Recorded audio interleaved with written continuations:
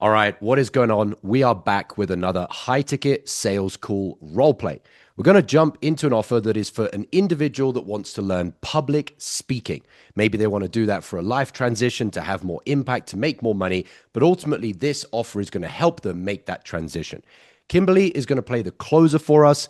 Daniel is going to play the prospect, and we're going to go through the discovery part of the sales call so that you can see the things that you are dropping the ball on in your discoveries that are keeping you from closing more deals, keeping you from earning the money that you truly want to be earning by serving your prospects, which will allow you to live the life that you want to live, the life of your dreams.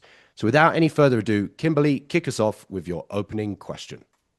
So, Daniel, I do have some of the details from my team, but in your opinion, what is the biggest challenge that you're having with your speaking career right now? Perfect Uh, delivery.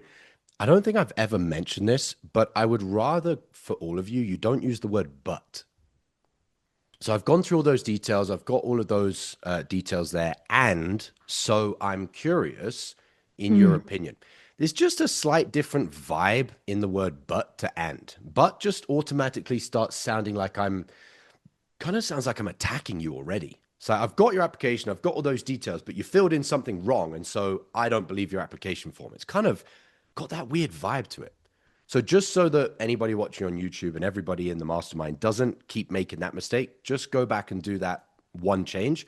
You did everything else perfect. Okay? Do that again. Okay. So, Daniel, I do have your details. I know you spoke with my team. And so I'm curious, in your opinion, what is the biggest challenge that you're having with your speaking career right now? well, good question. I don't feel like I have a challenge with the career because there's no career yet. I'm looking into transition into public speaking because I feel like I could have more impact the world by sharing my experiences instead of just keeping doing what I'm doing. Okay. So right now there isn't really a career. Have you You, dove into, not there is no career. That's impartial. There is no speaking career. No, no, no. So right now, you don't have a speaking career. You don't have any form of career in speaking. Don't use there. Point it back to them. Okay? Do the recap again. okay, so Daniel, right now you don't have a speaking career to begin with. So you feel like there may not be a challenge. When did you start to want to make a transition? Like what do you do now for work? So don't be so, what's the word for it? You're kind of avoiding bringing the conversation to the truth right in the beginning. The fact Mm, that he doesn't have a speaking career is the challenge. You know that. I know that. You're a smart person, Kimberly. So don't avoid it. Okay, so, if I'm getting this right, Daniel, the challenge is that you don't have a speaking career right now. And because of that, you don't have at least the impact that you want in your life or enough of the impact that you want in your life. Is that accurate? Yes. Like immediately, if you avoid that, you're straight away into this conversation where the prospect thinks they're the boss. Of course, that's the challenge. They can call it whatever the fuck they want. They can call it bananas and potatoes if they want, but it is a challenge. You don't have the thing you want. So, very calmly, very politely, you need to shift the prospect into your frame, which is taking their language and politely, almost tongue in cheek a little bit in the front part of the call, making them realize, I was going to say who's daddy, but that wouldn't make sense for you. So, I guess who's mommy in this case. And hey, we could use it. you got to just bring them back to that reality. Okay, so Okay. do it again. Do it again. You're pulling your punches. You don't need to pull your punches. Yeah. Okay. So, Daniel, it seems like the challenge really right now is that you don't have a speaking career at all. So, what's been challenging behind actually creating one? Much better, much perfect delivery, the tonality. You don't want them to have any room to try and combat you and say, well, I'm not saying that's not a challenge. Sorry, I'm not saying that is a challenge. How could you insert something into Mm, the recap that means they can't say that? you bring in the fact that they said they don't have the impact they want. So by putting that into your recap, they they would be really hard pushed to try and turn around and say, "Well, I'm not saying there's a challenge that I don't have a speaking career." Because you're like, well, you just did say there's a challenge because you don't have the level of impact you want. You won't even get into that conversation. But if you avoid that extra context, it's kind of a 50-50 shot. The prospect could turn around and try and take back the frame and say, well, yeah, I don't have a speaking career, but I haven't said that's a challenge. Like, just don't give them any wiggle room, zero wiggle room. Okay, so do it one more time. Okay, so Daniel, right now you don't have a speaking career, which means that you're not making the level of impact that you truly want to make. Is that accurate? Yeah, and I guess you could call that the challenge because I don't know how to start on a public speaking career. Very realistic prospect, meaning they will come onto the call trying to be an asshole because they're just used to everybody else in their life not checking them and calling them the fuck out. And then Mm, you politely show them, you're showing them two things. Number one, you're showing them you didn't waste your time booking in this call because I'm a professional, I'm an expert, and I'm going to guide this conversation where it needs to go. And the prospect feels that, and they feel like, wow, what I thought was going to be a waste of my time and a bad investment of time is actually probably going to be a good use of my time. That's a big perspective shift for the prospect. All of a sudden, they're like, oh, actually, I should probably be nice. I should probably play ball.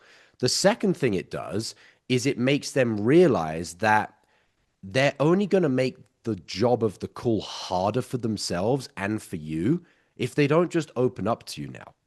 So they see it as valuable to open up, and they also see it as I can make this whole valuable opportunity worse for myself, or I can make it better for myself. I may as well make it better for myself. So what Daniel did there is very realistic. They'll quite quickly shift from, oh yeah, I don't have a challenge, to yeah, and I guess that's the challenge I'm struggling with. And it all comes off the back of, did you drop the ball once at the start of the call? If you drop it once, you're going to struggle for the rest of the call. Okay, so it was very realistic, Daniel. Keep going from there. okay, so then what's been the challenge specifically from you actually starting your speaking career? That I don't know No, where to no, start. I no, no, wasn't. no. What's the problem? We did this on Wednesday. What's the problem? Well done, Dennis. No impact. We don't really care about his speaking. We care about the implication of the fact that he hasn't gotten into speaking, which is he doesn't have impact. Were you on the call on Wednesday, Kimberly? Yeah. So what we're looking for is that and so. So, okay, so you haven't got a speaking career, you're not doing speaking. Mm, So, well, he's already told you what the so is. The so is no impact. You'll immediately start burying the prospect in the pain when you dig into the fact he has no impact. We're yeah. selling the person the removal of the implication of the thing, the cost, the consequence, the burning pain of them not having your solution. We're not selling them your solution. We're selling them the removal of the pain that they're going to continue suffering in if they don't get your solution. And the pain that this prospect is going to continue to suffer in is having no impact in his life. So we need to drill in on the word, the terminology, the frame of impact. What do you mean by impact? What impact, if any, do you have right now? Why is that not enough impact? How does that make you feel? Was there any times in your life you have had that impact? Why, if you do you think public speaking can bring you there? Why do you think public speaking is the way for you to get impact? Maybe you could just go and, be a business owner or something. And like, we're just drilling into this thing about impact, lack of it in his life. How's lack of impact in your personal life and the fact that you go to your 9 to 5 every day, you clock in, you clock out, there's no impact. I guess we could call it no meaning, no purpose, no fulfillment. Is that having an impact on the other areas of your life? Oh, yeah, my wife, this, my kids, this, blah, blah, blah. Like, the whole conversation is around the pain that he's suffering in, which is to be a guy with no impact. We're not actually talking about public speaking. Public speaking is the solution to the pain that we're going to pull them out of if they want to align with us. Does that make sense? So, Josh, can you walk me through again, like how we can know right off the bat that no impact was something that we needed to dive into because it's something I've been trying to practice, but it's like I ask myself, was that even right? Is it wrong? So I don't know. I kind of need that guidance. Yeah. Hopefully this will help you, but you're essentially looking for where is something that they say or something that they're suffering with, what I call it like a continuous verb, which means a continuous verb is the word like running or losing. And so what that means is what is the thing in the conversation where if they got off this call and they didn't buy, that thing that they're struggling with is going to continue, and it's essentially a hole, or they're bleeding, or they're losing money. Their life will continue to just get worse and worse and worse by the Mm. continuation of time that they're not improving this thing. They haven't fixed it.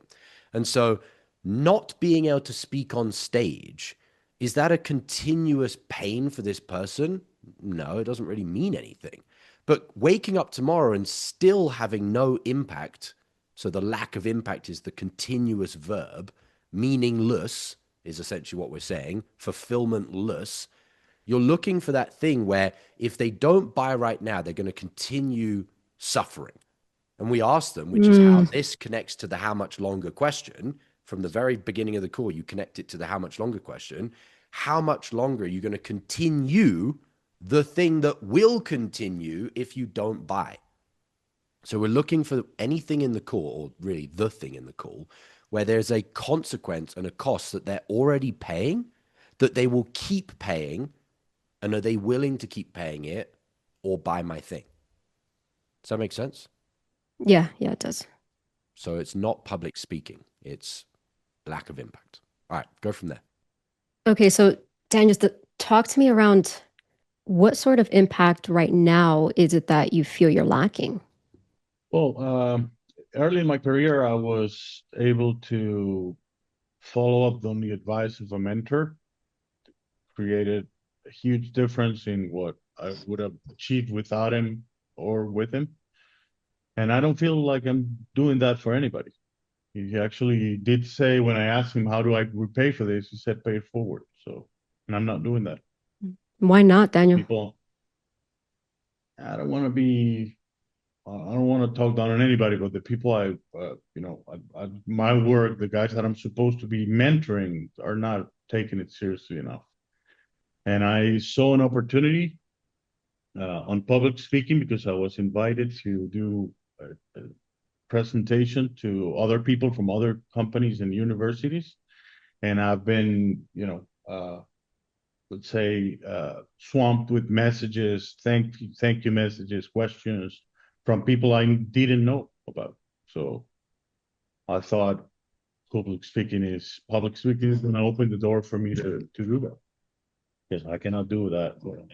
So to make sure I understand, Daniel, do you feel like you're not getting those thank yous or those notes from your current students?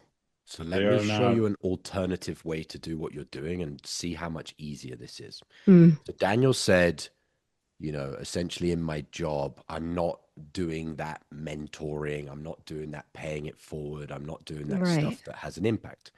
You've gone straight into why aren't you doing it?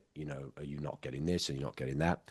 It's more important to get clarity on the current situation, and that will expose what they're lacking. Let me give you an example, and you'll see how easy it is. So if you're not doing that, Daniel, you're not doing the mentoring, that you've seen superly beneficial that you'd like to do. What are you doing in life? Just doing what my mentor told me to do, but not being a link on that chain for anybody else to become good at what we do. So if you're And I not a feel link I in the should be chain, doing that. if you're not a link in the chain, what are you right now in your life? The last link on the chain, and I'm killing it. I'm not teaching anybody what was taught to me, and I feel that's not fair. What does it mean to be the last link instead of a link in the chain? There's no chain if I'm not teaching anybody else what I do. But can't you be the last link and be the person that like receives everything at the end? Yeah, but the chain ends in me, and I kind of feel, I don't know if I should call it an urge, but I feel like I should be helping more people on the same situation I was when I was young, not knowing how to do what I do and having a mentor. I want to be that person too. So how many people are you helping right now being the last link in the chain? None. Zero. Yeah, it's like I don't have anybody to mentor. The guys that are supposed to be receiving my mentorship are not really interested, not taking it seriously. They just don't care. So I think public speaking will open the door for me to find and connect to people that will really make use of what I have to give. What link in the chain do you think you would be if you mastered public speaking? The one above them, and to let them continue with the legacy. How many people do you think that would allow you to be helping on a monthly basis if you mastered public speaking? Well, that's one of the things I was surprised about, because I was looking for only one, just one person to pour my experiences into. But then I had this presentation and I got like a 25, 30 emails saying, thank you. Could we talk? Would we meet? Can you mentor me? I was like, wow, it's like a multiplying effect. So So you went I'm from really looking forward to that. the end of the chain, helping nobody, to providing enough help for people that you got 30-ish emails. Yeah. Why don't you just keep doing whatever you were doing that led to those emails? Because at the same time, I feel like we'll be more effective if I know how to do that publicly speaking for 100 people instead of just one. What do you mean when you say more effective? And what I mean by the question is, what's kind of the gap between what you could accomplish in terms of helping people and having an impact if you just did more of the things that led to those emails versus if you mastered public speaking? What is kind of the effectiveness that you're missing by not mastering public speaking? I guess I could say I don't know what I don't know. I Everything that I've been good at is because I had a mentor. I have somebody teaching me and guiding me through it. I need to make sure that if I'm going to do, or become a public speaker, I should have, and I want to have somebody teaching me how I to do it get the correctly. logistics as far as what would be different upstream. What I'm trying to Mhm. figure out is downstream, the end result, or we could call the result of being more effective. What's the difference for you in, I could just try it on my own and do more of this speaking that you've done that led to a bunch of emails, or I could go all fucking in to master public speaking, put money in, put time in, put effort in. Why, if it is that option the only option for you? What's the difference? Professionalism, I could do it for, like, with. What does that mean? Professionalism. What do you mean? I want to learn how to public speak professionally. I want to be guided. I want to, because the outcome is obviously going to be a lot better. What I'm trying to get clarity on is, what do you mean by a lot better? You said professional versus more amateur. What more does people, more effective, more clarity on how to prepare myself to do that, just so I don't. I could be wrong, but I got a little bit of a vibe that the questions I'm asking you are maybe starting to annoy you a little bit.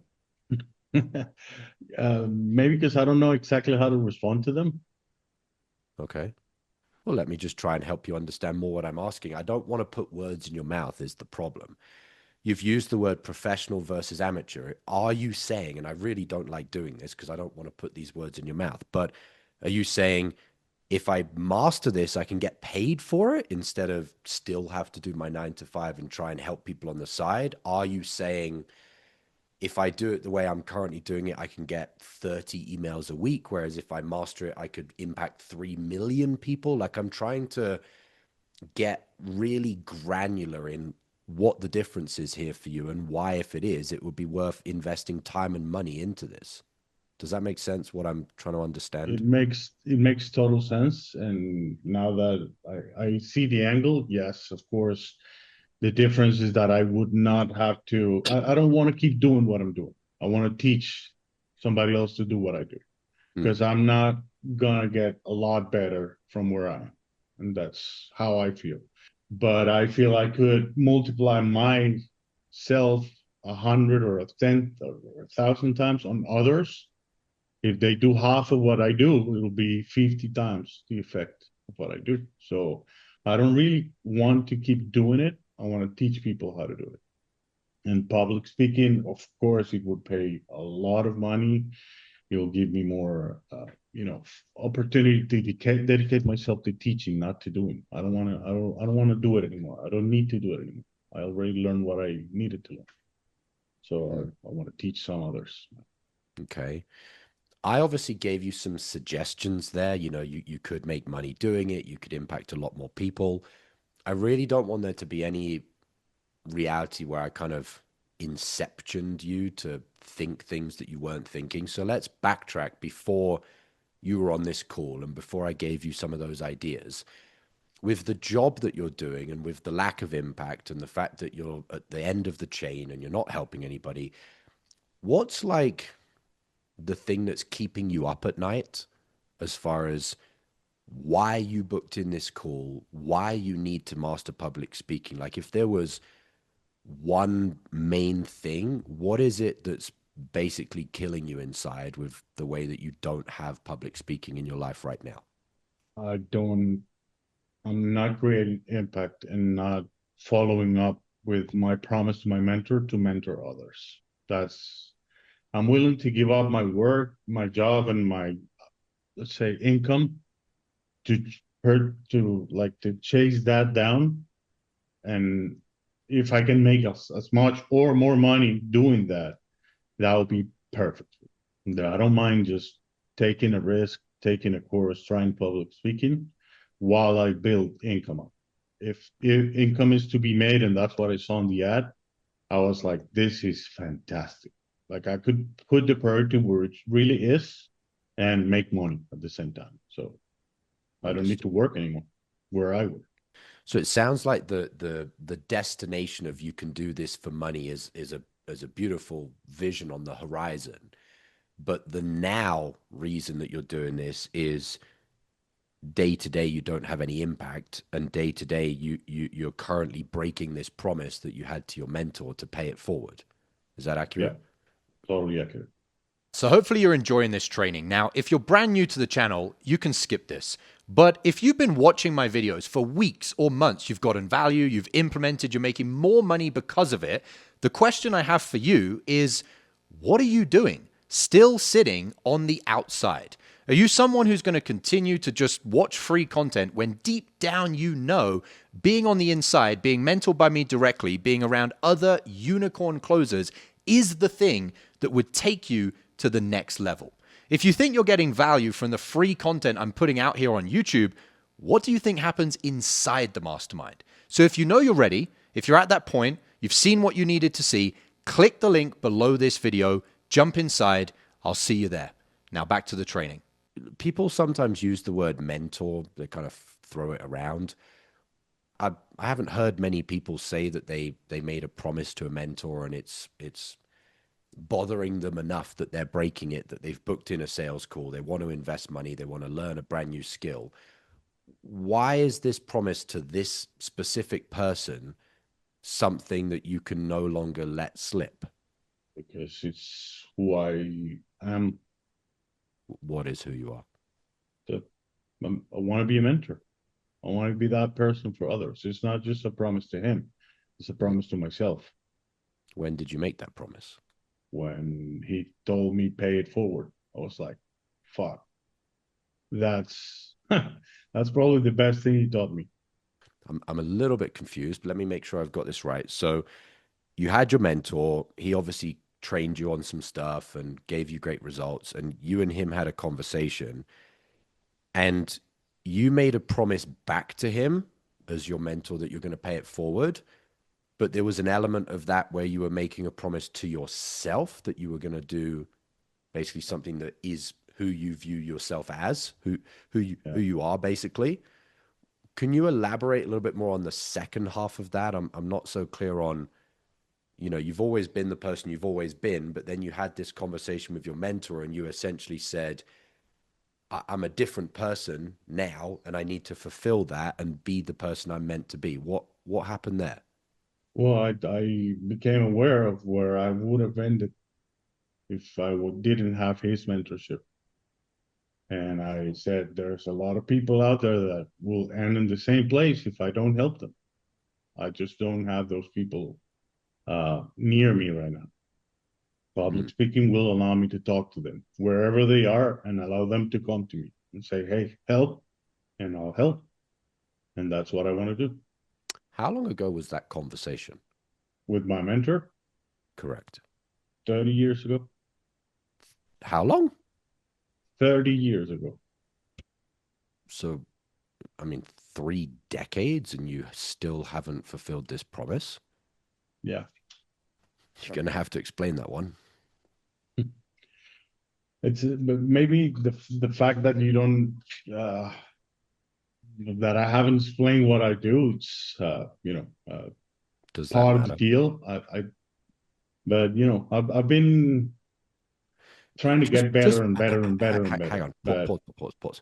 You're not even giving me any eye contact now. I'm looking at you since my screen is really big. I'm looking all over. But am I looking away? I didn't notice. I did. Why is this part of the conversation different to every bit up until now? I don't know. You do know. Exactly why. You do know. Dig deeper. I just realized it's been a long time. I've been self-centered. I've been doing what I do and learning how to do it for myself. And the ad made me remember what I didn't want to remember. That I should be doing this for others, not for myself. What really hit you with the ad as far as made you realize you're being self-centered and broke your promise to your mentor, haven't been the person that you say you know you're supposed to be? In fact, before I ask that question, how long ago did you see the ad? Like a week ago. After seeing the ad, how soon did you book in the call? Right there. When you saw the ad, you booked in the call and it's just there was nothing available on your schedule for a week. Yeah. Okay, that's fair enough then. So it sounds like that ad, I mean, to unpack 30 years of procrastination must have been a pretty good ad that we wrote. It was a good ad, and it's not been 30 years of procrastination. Forget the ad. Forget the ad. I'm just joking with you. What was it about the ad that sunk in with you? What conversations did you have in your head? It showed me its time. I couldn't have done this or been of any use to anybody 10 years ago because I wasn't as good as I am doing what I do right now. I was mentored 30 years ago, but I had a long career learning, and I didn't feel ready to really, stop trying to get better and instead of that focusing on making others better. So for that matter, it's not been 30 years, but it's been a long time. I couldn't tell you exactly when. I know I've been ready to teach for a long time. I've been waiting for the student, let's say, in a way, to pop up. And after that presentation I made, I realized I was ready, and I realized there's more than I thought people wanting help out there. So that was the turning point. And eventually I said, I'll do it. The ad gave me the opportunity to do so, but I know I should have done this a long time ago. Maybe there's some stuff that you needed to work on for a few years, but the bit I'm going to challenge you on is you said you weren't ready, but you want to be a mentor. You want to be a teacher. When does a mentor and a teacher act? When they're ready or before they're ready? That's a super interesting question. I don't know. I became a parent without being ready to be a parent. And I became a good parent, I think. You didn't So answer the that's question. what I say. I should have done that a long time ago. I'm not. You still didn't really answer my question. And the reason I'm asking you the question, Daniel, is the point of this call is not to sell you public speaking training. It's to help you on a path of being a successful public speaker. Part of that will be getting the training. And to be a successful public speaker, you can't have mindsets, or we could call them mind viruses, that are the antithesis of being a good mentor, which is I'll do it when I'm ready. Number one, when it comes to me dropping the big fat price on you, you'll be like, I'm not ready. Number two, it's just not going to allow you to be a successful mentor if you just wait and wait and wait until you're ready. Right. So given that for 30 years you've wanted to be a mentor but not actually shown up with the mindset and the behaviors of a mentor, why, if you are, and I'm going to say this bluntly, why should I believe you that you're actually ready to be a mentor? And what I mean by that, to metaphor it, is being someone that acts before they're fully ready. Why should I believe you on that after 30 Because years I'm of not proving ready and otherwise? I'm going to act today. But why? What's changed so much from this mindset of I deserve to be a mentor, I want to be a mentor, I promised my mentor that I'd be a mentor, but yet I've continued to wait until I'm ready, which is not being a mentor. What has actually shifted you from a 30-year mindset that's the opposite of the mindset of being a mentor? The content of those emails, Ah, okay. Tell me more about that.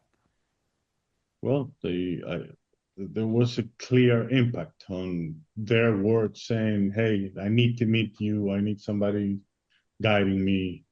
The kind of questions they made, I was sure I could answer them. So I've always been trying to get better and better and better so that I feel ready. But there's a lot of people that I am ready for. So why Gonna wait anymore? gonna cook you now. How many emails did you say you got? About 25, I think 27. I And you don't remember basically got exactly. pretty much all of those emails within a day.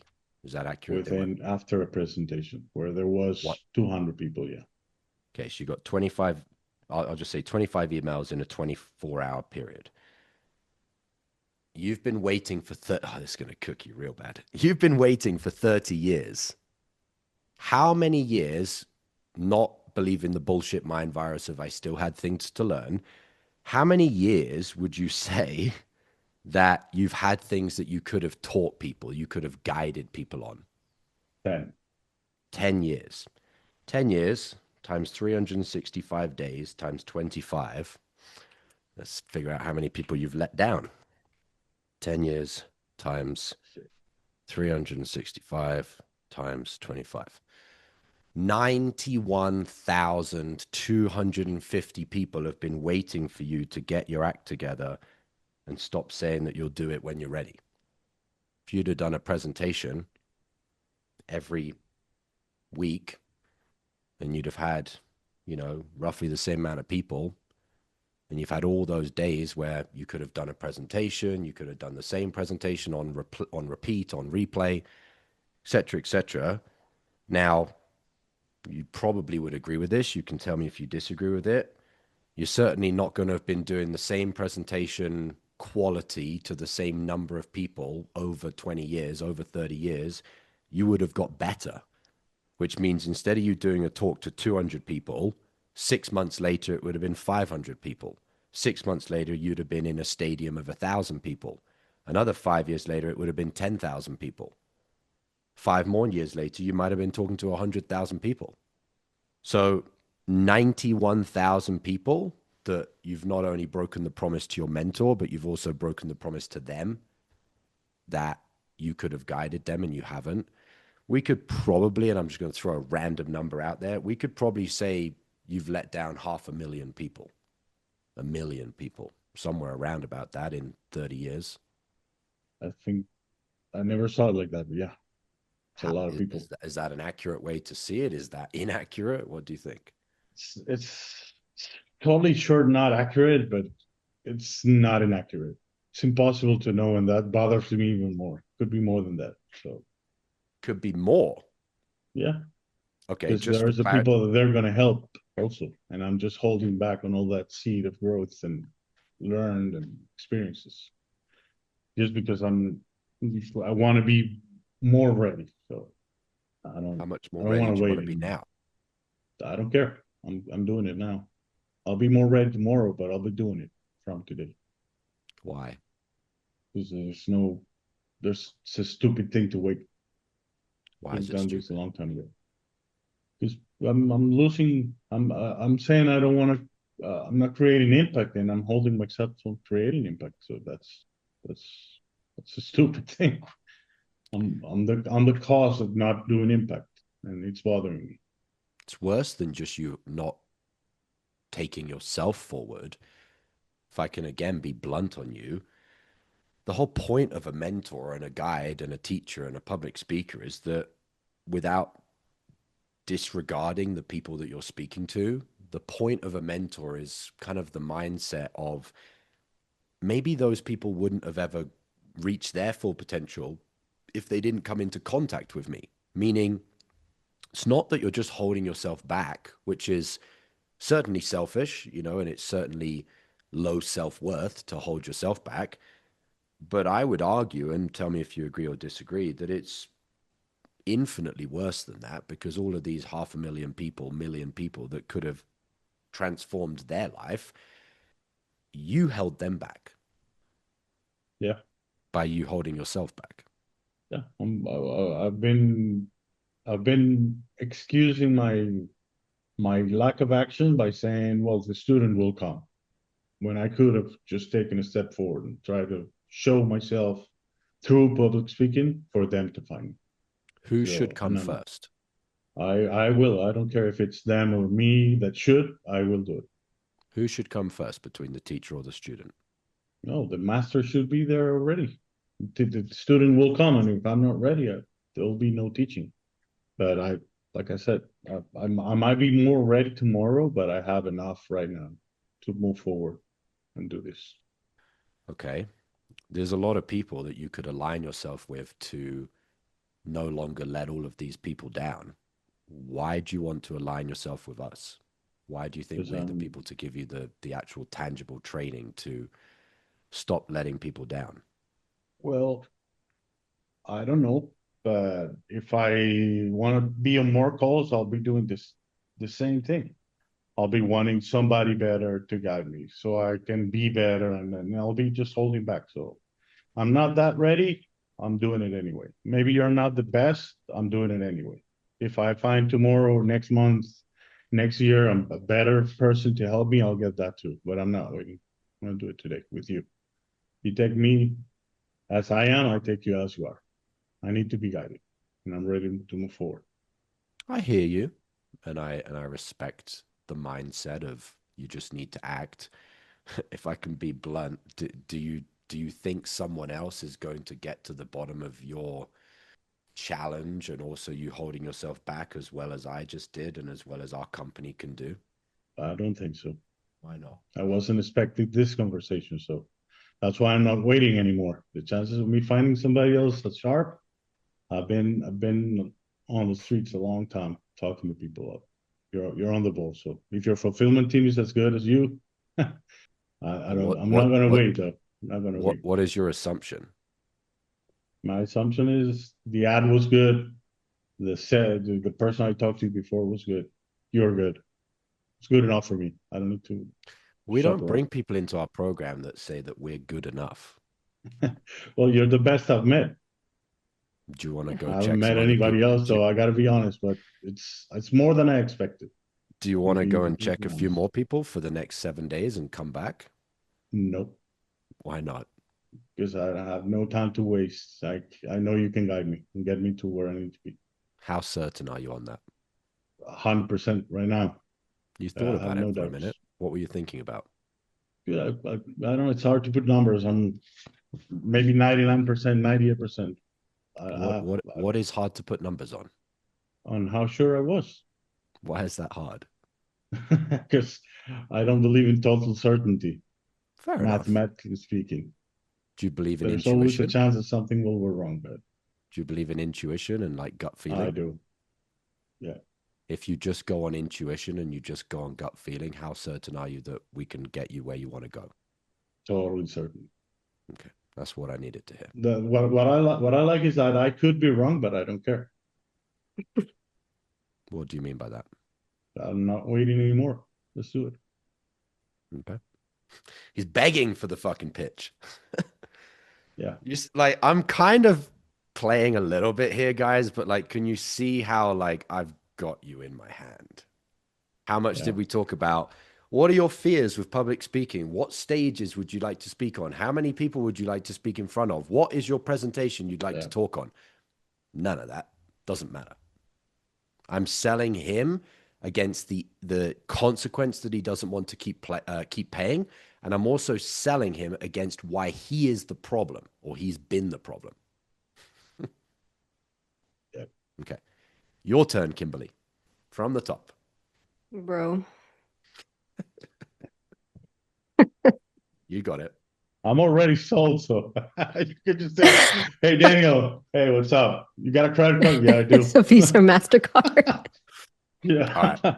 So from the biggest challenge question, like right from the top. Yeah, just go from what's your biggest challenge? I just wanted you to see, because I could be wrong, Yeah. but I kind of got this feeling that like you trust me as your mentor and you understand logically what I'm saying, but there was like a bit of a, how do I fill out a whole conversation just talking about impact? I kind of felt that there was like okay, I can talk about impact, but then what? Well, I've just done the whole call for you, so I think you can do it. Yeah. Okay. All right, off you go. So Daniel, I do have some of the details from my team, and in your opinion, what is the biggest challenge that you're having with your speaking career right now? Well, biggest challenge is that I don't have a speaking career, public speaking career. I need to transition into that. I want to transition into that. Okay. So right now, you actually don't have a speaking career, but you're looking to transition. Is that accurate? Yeah, that's accurate. Okay. So what is it that you're currently doing now that you're looking to transition from? I have my job and I am supposed to be teaching the guys that are, behind me to do what I do. But I don't really feel like they're connected to loving what they do. I'm not feeling like they are interested in really learning and becoming good at what they do or what we do. And I'm not creating any impact. I feel like I'm eventually going to just, retire, get away. I didn't have the chance to teach anybody about what we do and what was taught to me before. Hmm. What sort of impact are you looking to have that you feel like you're not having with your students right now? It's not about technical stuff. It's like the love Mm. of what we do, the purpose of what we do. I'm not being able to define anybody just to pour my experiences on them. And I feel like that's a waste. It will go to a waste if I just stop doing it and not teach anybody. It will die with me. So Why do you feel like it would be a waste? my love for my career and what I do and how much people we can help doing what we do correctly. Mm.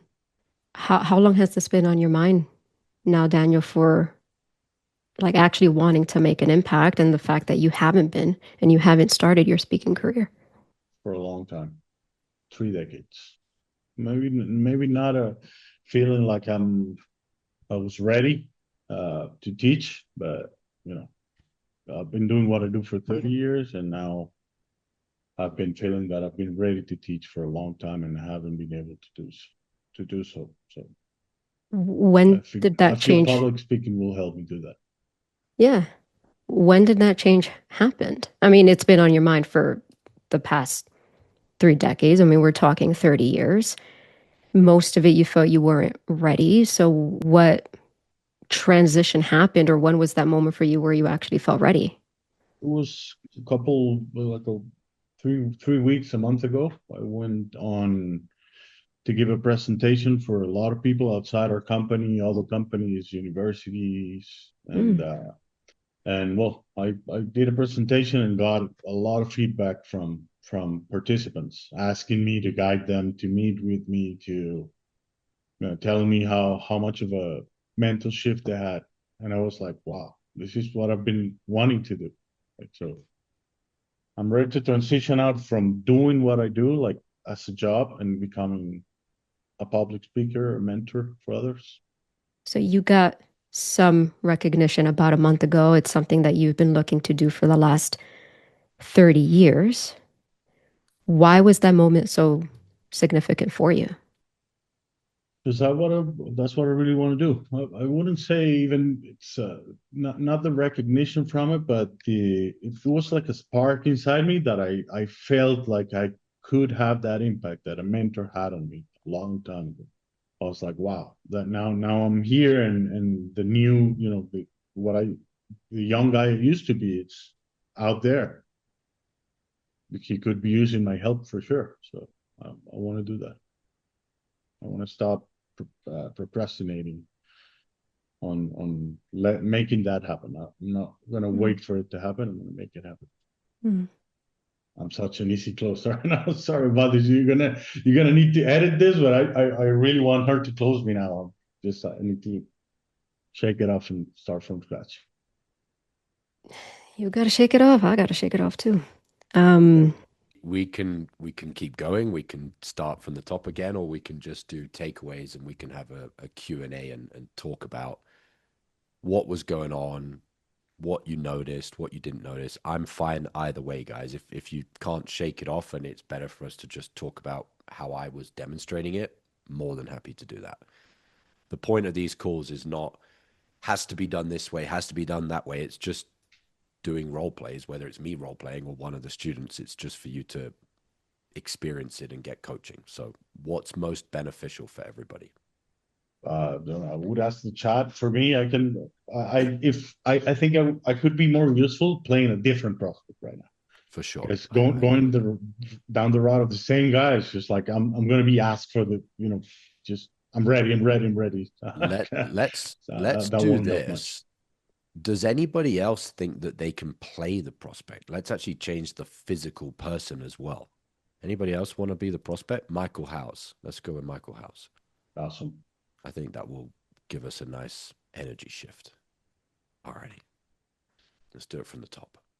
All right, let's play. All right. Um, I'm just kind of working out the identity I'm gonna have. So I don't have much corporate experience.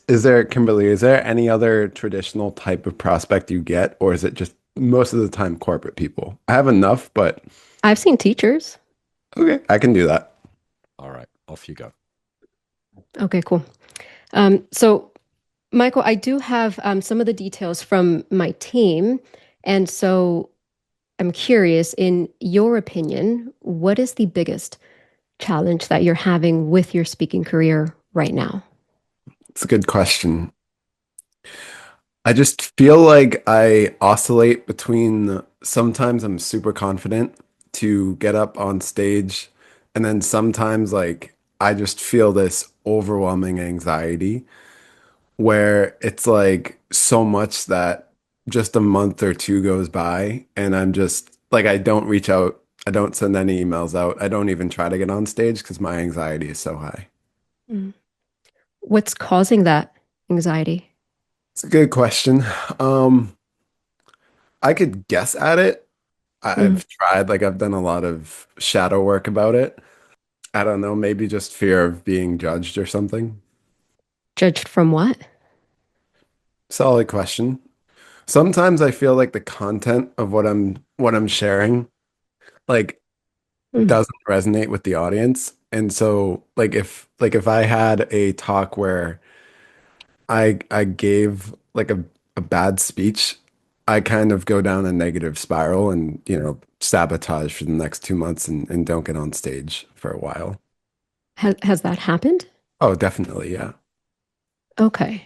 So to make sure that I'm understanding, it's kind of juggling between you're feeling super confident sometimes, but then other times the fact that you're not confident in your content, in your speech, in your talks, it gives you anxiety and overwhelm about even reaching out to people to get booked in the first place. Oh yeah, that's pretty much it. It's just like when like I don't know, it wasn't recent, but like 2 or 3 talks, I think it was two. So like not the last talk, but the talk before then that I gave, like I was, making eye contact with some people in the crowd and I just saw that they looked bored. And that really like I got in my head for the last 30 minutes of my speech and just went down like a super negative spiral. When was that? So what, it's April. I think that was like Mm. mid-February. Okay. Have you tried again since?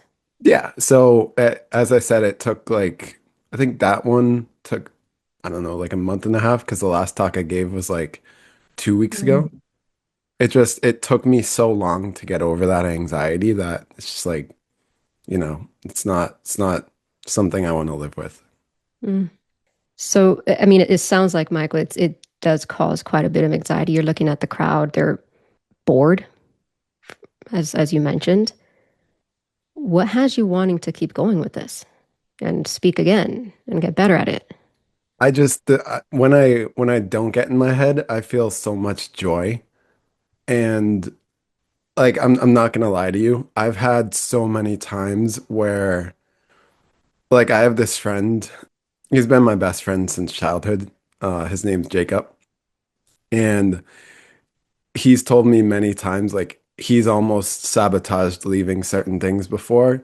And I've almost gotten to that point so many times where I've debated completely leaving public speaking or not because of the gross level of anxiety I've felt after, giving a bad talk. Okay, so it's still, you're giving a bad talk, it's still that level of anxiety. However, on the good moments, it gives you joy, as you said. How many times would you say that you're feeling that anxiety compared to how many times you're feeling joy? Probably 50-50. Really? Okay. And it sounds like you're actually willing to make it more, hey, this is more joyful than it is anxiety. I mean, I'm willing to.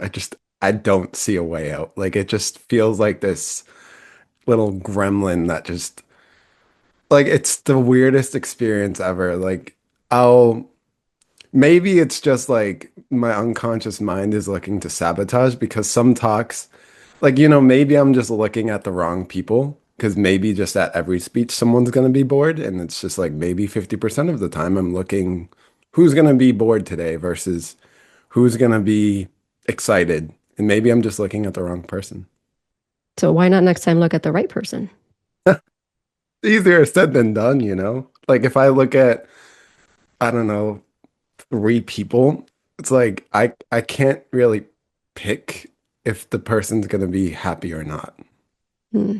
Okay, pause. So, similar issue, but you're Hmm. much more tuned in. So, I wanted to just leave you to go and see how far you go. The issue is still the same at the root cause, though, which is you heard the word anxiety and you've gone in on what do you have anxiety about? When do you have it? How many times are you having it? Why are you getting anxiety? That's the The issue ball. isn't the anxiety. The issue is what? The impact of the Let's anxiety. go. Meaning, okay, you're anxious, you do a few talks, it's like, so just keep doing talks and being anxious.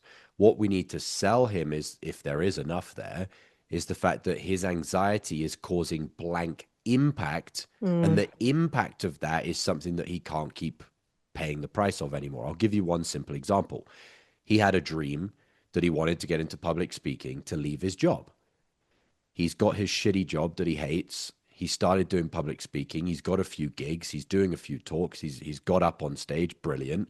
But because of the anxiety, which is what he said before, he's not actually sending out enough emails to get enough bookings, which means the escape velocity of him having enough bookings and enough income from speaking isn't enough for him to leave his job.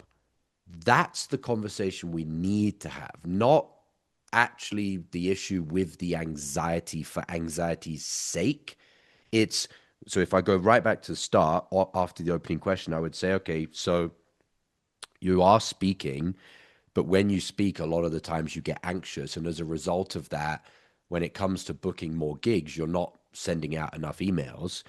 And so, given that, what is your current status or situation with actually doing public speaking?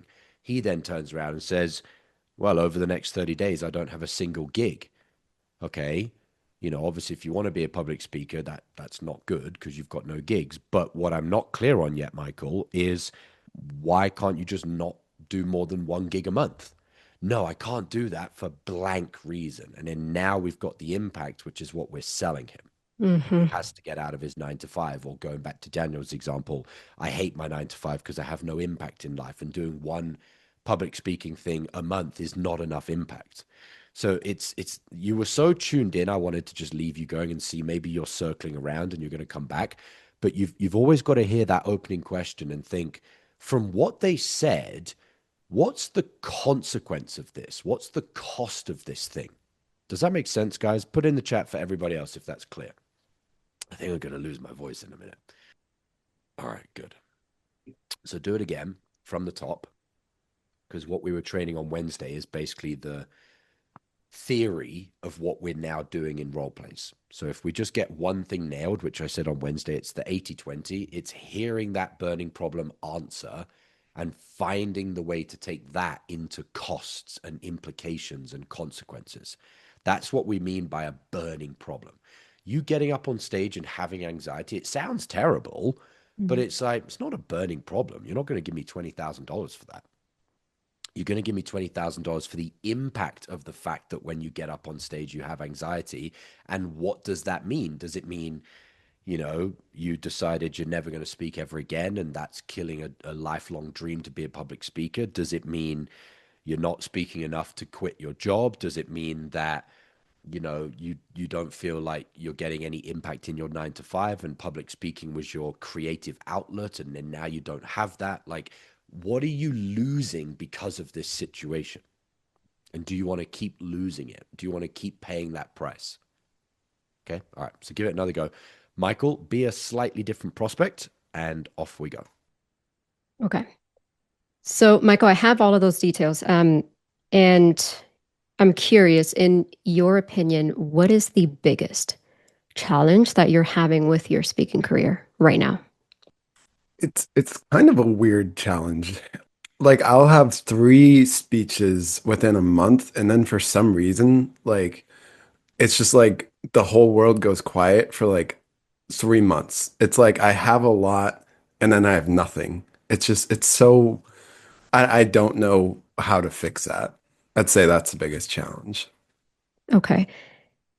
So you have speeches booked. It can be three at a time, but then you end up having nothing and you feel like the world is quiet.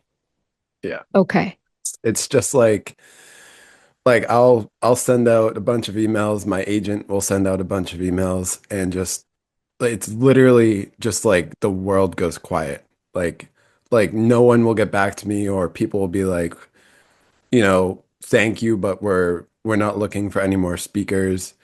I just don't know what's going on, you know? Mm, for sure. So considering that you have speaking engagements on and off, what's actually happening within your career right now? Well, it's like my income will be like month, I don't know, let's just April. I actually had three speaking. No, that's not true. I had four this month. Well, I had three. I'm about to have my fourth Hmm. at the end of April. So it's like I don't know. It depends on the stage too, but I think my income in April will be like 15, maybe 14,000. But like my income in March was literally 2,000 because I had one speaking engagement. Okay. So you went from 2K to 15K. How long have you actually been speaking for? About 2.5 years. So then take me back to February. How much did you make then? Oh, February was a bad month. I made about 500. I literally just gave like a talk in front of like a middle school. So it was literally just like $500. Interesting. Okay. The month before? January was like 7,000. I think it was like 7,500. So I'll do another example to show you how much quicker we can be, because Mm, you're going in the right direction now, but you're going to be there for fucking ages. yeah. So I want to do this on a whiteboard so that you can see kind of visually how my autistic mind sees all of this, and it might help you. So we asked the opening question. Okay, so we got opening question, a little bit too big there. And Michael comes back with his response. And basically his response was, I have 3 gigs, and then I have 0 gigs. Okay, so I'm listening to those words. And what my brain is trying to do, which is what leadership means, is you take a complex problem and you turn it into a simplified version of the problem. What is the problem here in simplified terms? If we were to pick a word for it, what's the issue? Well done, Freddie. Consistency. So essentially the problem at the first level is you don't have consistency in your speaking bookings, which I wrote down. Your speech bookings are not consistent. I wrote that there. So when I hear Michael say the answer to the opening question, I hear, okay, your speech bookings are not consistent. But if I now write that out, your speech bookings are not consistent as a statement of the first level of the problem, which is not the real problem, it's just the first level. What are we missing there to be able to know where the impact is? Just from this, what are we missing? Your speech bookings are not consistent. Well done, Anthony. Your speech bookings are not consistent. We could then add on the end. Oh, shit. We could add on the end. Consistent. Oh, shit. Consistent enough for ... And that bit here is what you're trying to find out, which is the impact of the problem. So Michael says, I do the opening question. Michael, be the same prospect, and I just want you to see how much quicker you can get there. Yeah. So in your opinion, what is the biggest challenge that you're having with your public speaking career right now? You know, it's just like some months I'll have like 3 or 4, maybe even 5 speaking gigs, and then like the next month I'll have like 1. Understood. So your speaking gigs are very inconsistent. Yeah, to say the least. And so your speaking bookings are, I guess we could say, not consistent enough for what? Like, honestly, I don't have enough income from speaking Pause. We've gone from where we were to where you were, missing out the 5 questions in the middle, which is, I don't have enough money. And then my next question would be, enough money for what? To quit my job. So you just listen to this, you understand what the, I guess you'd call the articulation of the doorway to the problem is, which is, interesting, you don't have consistency. Well, not having consistency implies that it's not it's not a satisfiable amount for an unknown variable. Meaning, okay, basically what you're saying is, well, why can't you just continue at the level of bookings that you have right now? 3 1 month, 0 the next month, 3 another month, 0 the next month. There's some missing piece of information of why this is not okay. And we're digging for the missing piece of information, which becomes money, which then becomes job, which then becomes why do you hate your job? And then from there, we go into the actual thing that we're essentially selling him is he hates his life. And then it's why public speaking is the answer. Why us? Why now? What have you tried? Why did it not work? And we're essentially selling him the solution to this. Does that make sense? So you gotta always be thinking of like, okay, but so what? So, okay, you're not consistent. Sounds bad, but so just do 3 gigs and then do 0 and then do 3 and then do 0. Why not? Now, when you see it, hopefully when you see it visually, you can see what's missing. You can then start to hopefully comprehend that there's multiple ways you can get this extra bit to be added on. I could have said, I'll give you 2 options, but there's multiple options of how you could do it. Option 1 is I could put it into a question and say, okay, so your speech bookings are inconsistent. What are they not consistent enough for? That's one way I can do it. I can just ask it as a question. The other way you can do it, and again, there's more than 2 ways, but just to show you the flexibility here, I could have just said it as a statement and shut up, and he would have probably added on the information on his own. I could have just said, so your speech bookings are not consistent. Full stop. Say nothing. And he'll probably turn around and say, yeah, they're not consistent and I'm not making enough money. Not enough money for what? So sometimes, often you don't even need to put it into a question. You just drop the statement and you basically are implying through your silence, I don't understand the dots connecting here. So can you fill in the gaps for me? Does that make sense? Yeah. So you've got to always be taking the question and the answer and following this kind of line of, question, answer, question, answer. And each time someone gives you an answer, there's like a and so or like there's almost that like what they call it when you put dot dot dot. I think it's called like truncation or something. You're like and dot dot dot or so or like understood dot dot dot dot dot or okay dot dot dot dot dot.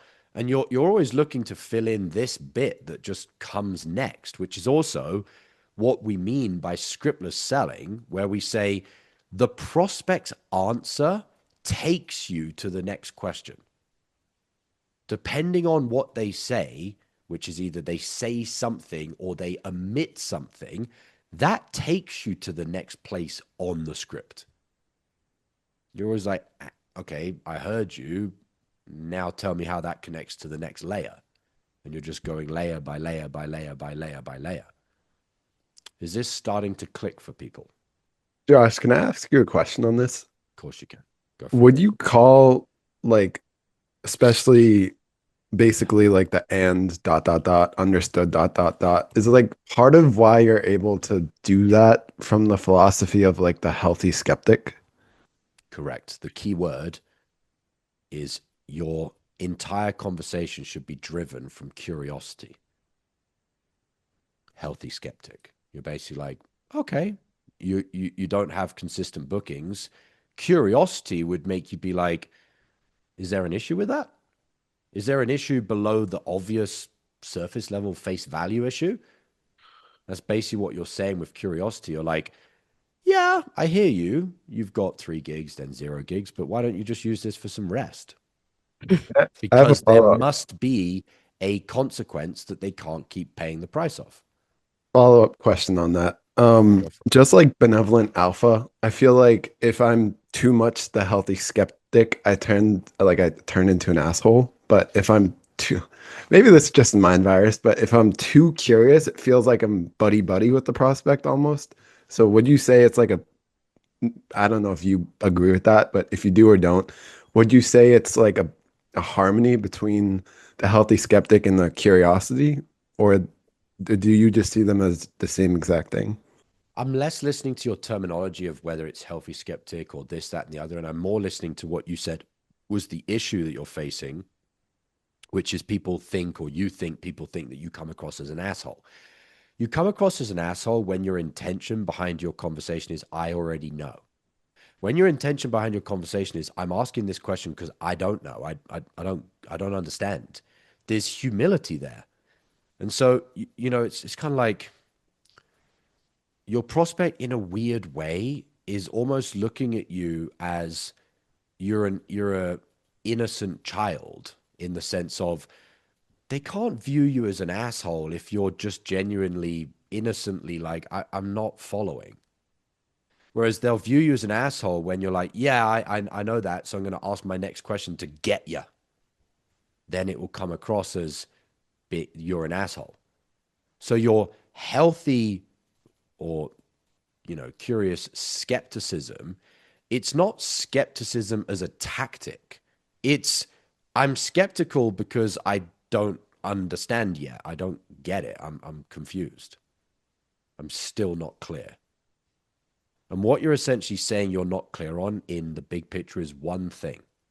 How is your current situation bigger than the investment of time, money, and effort, which is why we're on this call, is to make a turning point where your situation equals or actually is heavier than buying.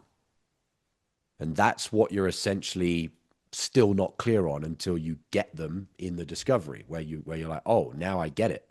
If you're on a call and you can't understand how the severity of their situation is more than 15K, 4 months of time and effort, and commitment, which people don't like to commit to change, then you should always be healthily skeptical, because you're like, I don't really understand why we're on a sales call right now.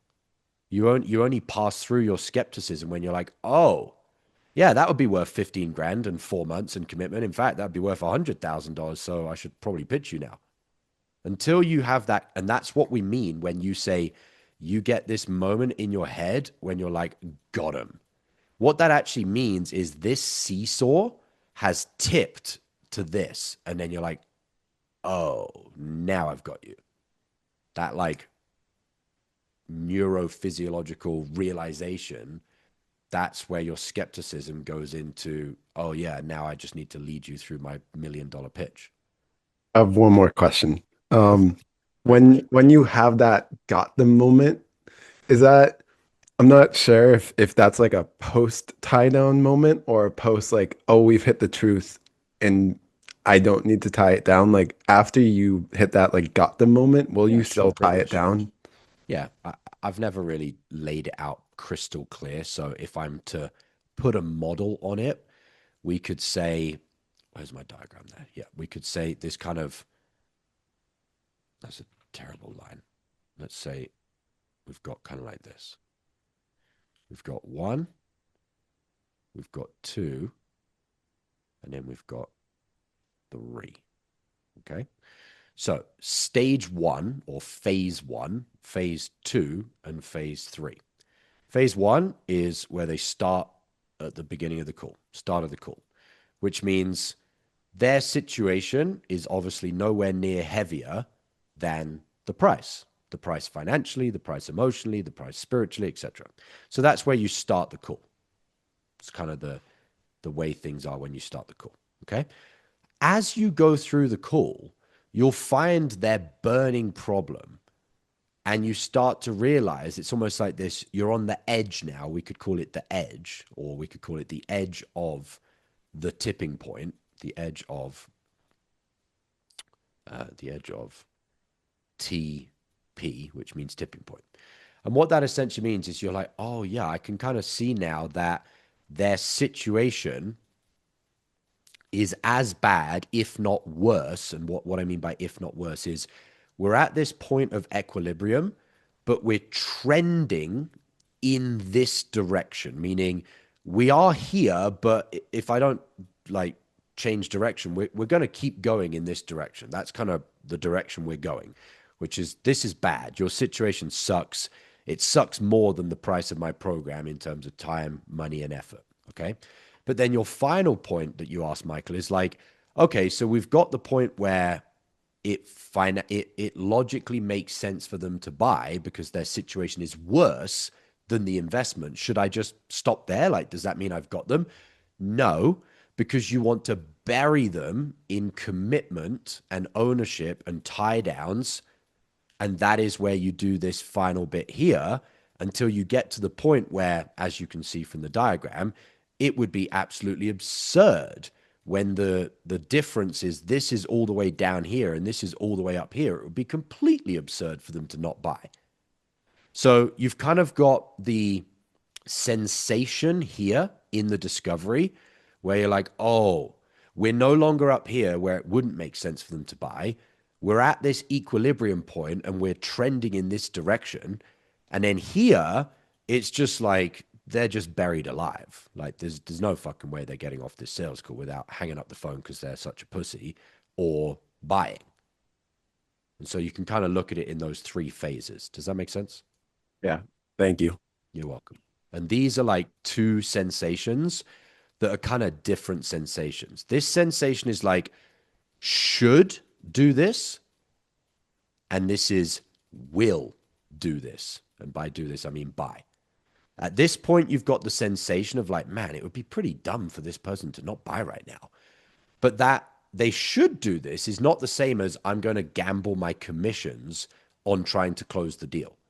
I'm only going to gamble my commissions when I'm here, which is like, I would literally get $1,000 out if that was my commission. And if someone said, place a bet, is this person going to buy? I'm like, yeah, they're going to fucking buy. Doesn't mean I'm always right. 93% close rate when I was at 100K a month. So I still missed 7 out of 100 calls, but 93%. Whereas here, when you're at this like sensation of they should buy this, you always revert back to your understanding of human behavior, which is the predictably irrational nature of human beings, which means they should definitely do this. It's more costly for them to not do this than to do it. But humans are humans, man. I should still quadruple tie them down to be sure that they give me their money and make me commission and save themselves. So that's kind of, they're like two different sensations.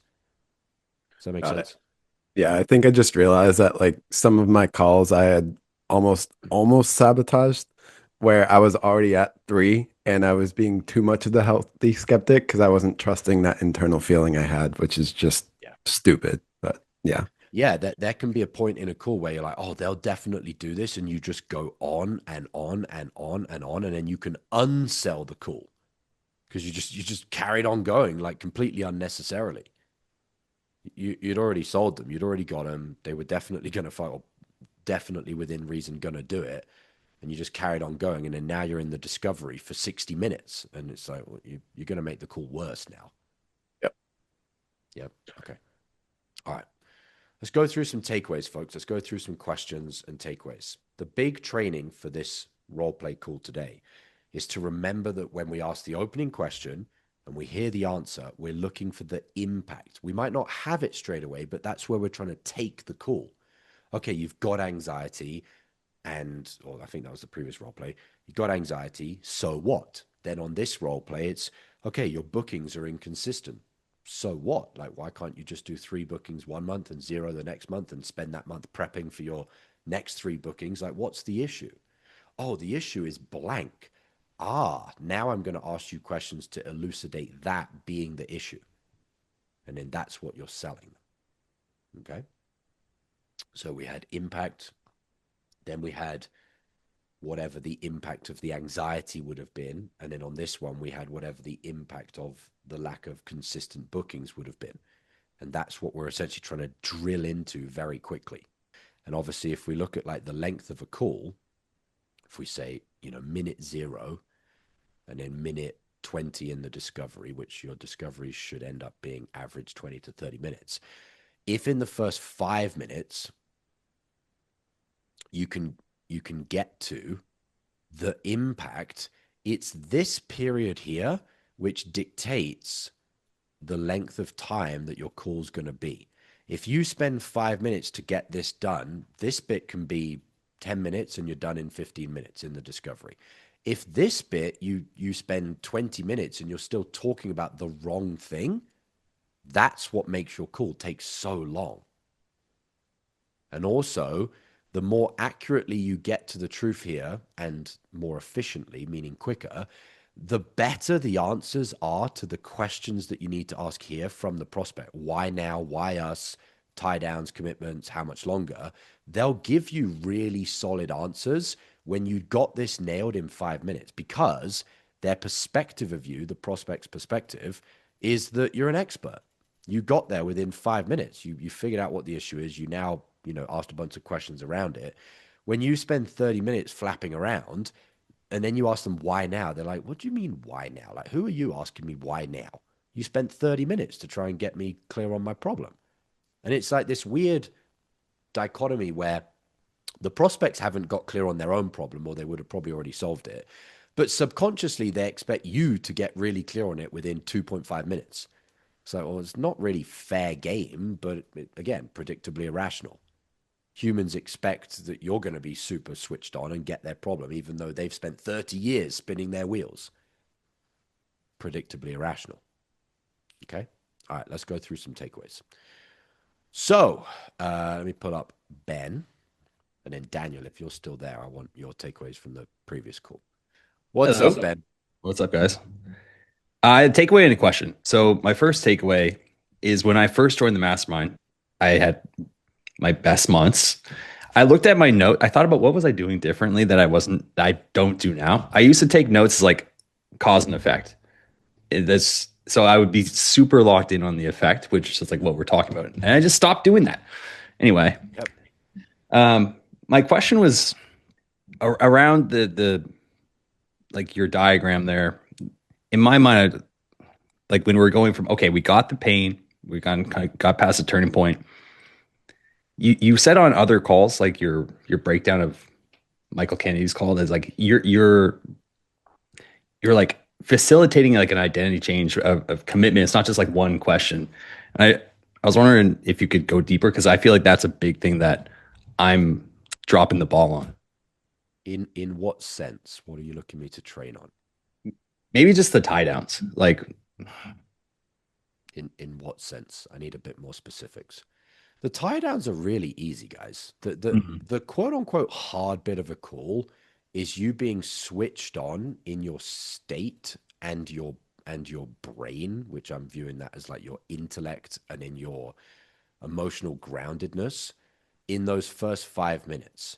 Because you're essentially trying to orchestrate a prospect into a very narrow funnel. Like they want to talk about this, they want to talk about this, they want to talk about that, they want to talk about this. And you're like, no, you need to come through the eye of the needle, which is like a biblical term. You're like, we're going through this tiny little fucking bit here. And if you can't squeeze through there, we ain't going anywhere else. Once you've done that, this is more just like general, I guess you'd call them more open-minded, open-ended questions of like, okay, so we've got clear on this. This is your burning problem. How long's that been going on for? 20 years. Okay, given it's been 20 years, why now? Was there a turning point? Why us?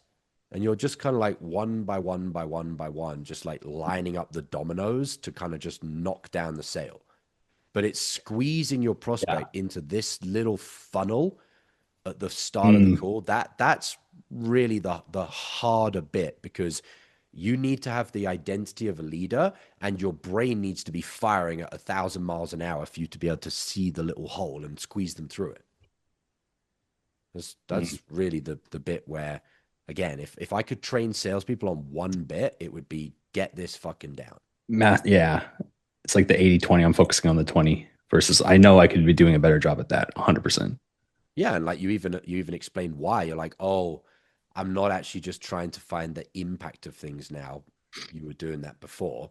Well, just make that change, and this bit will be gangbusters, and this bit will be super easy. And it's basically just that.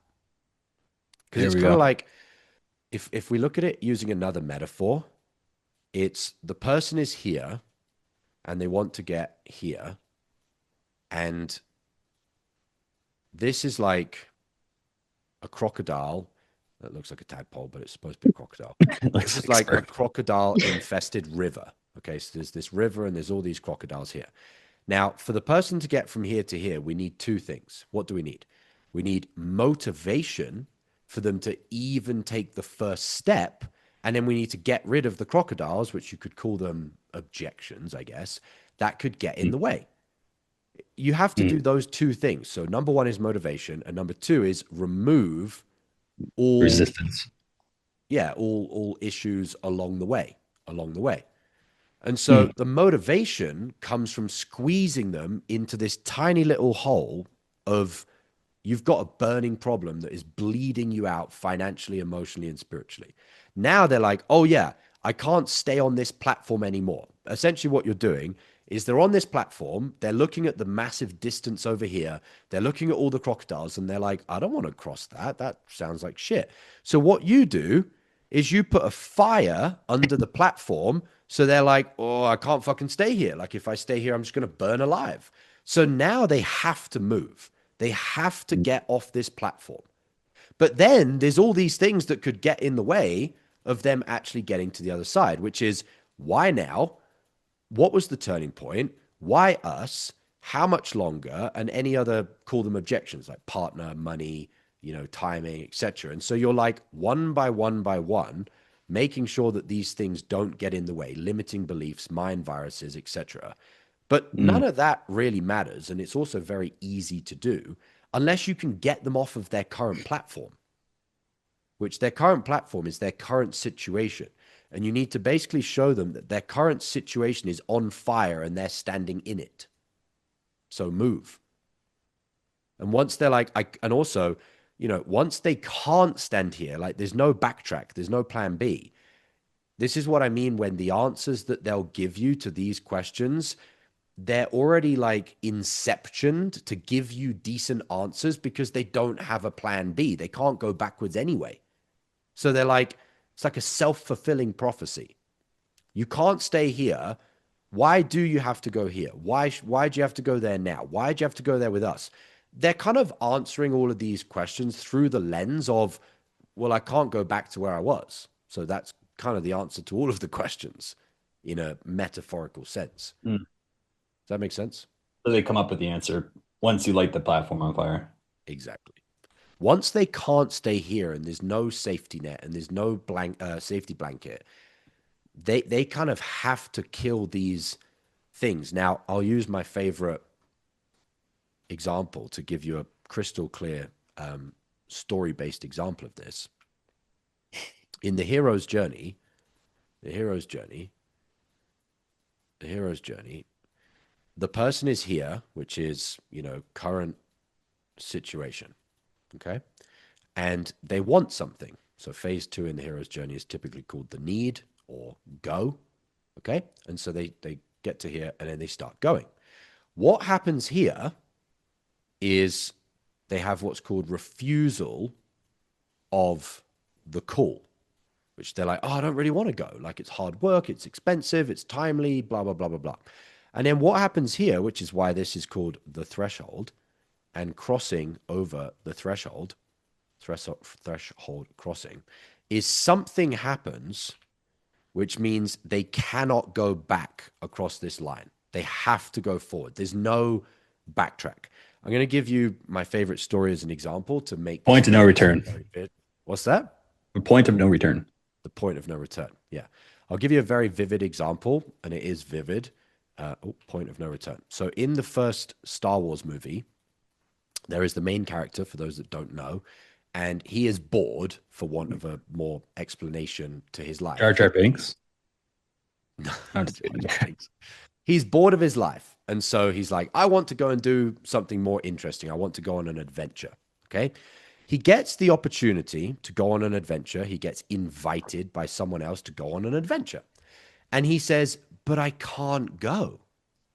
And the mentor is like, why can't you go? And he's like, I have my parents.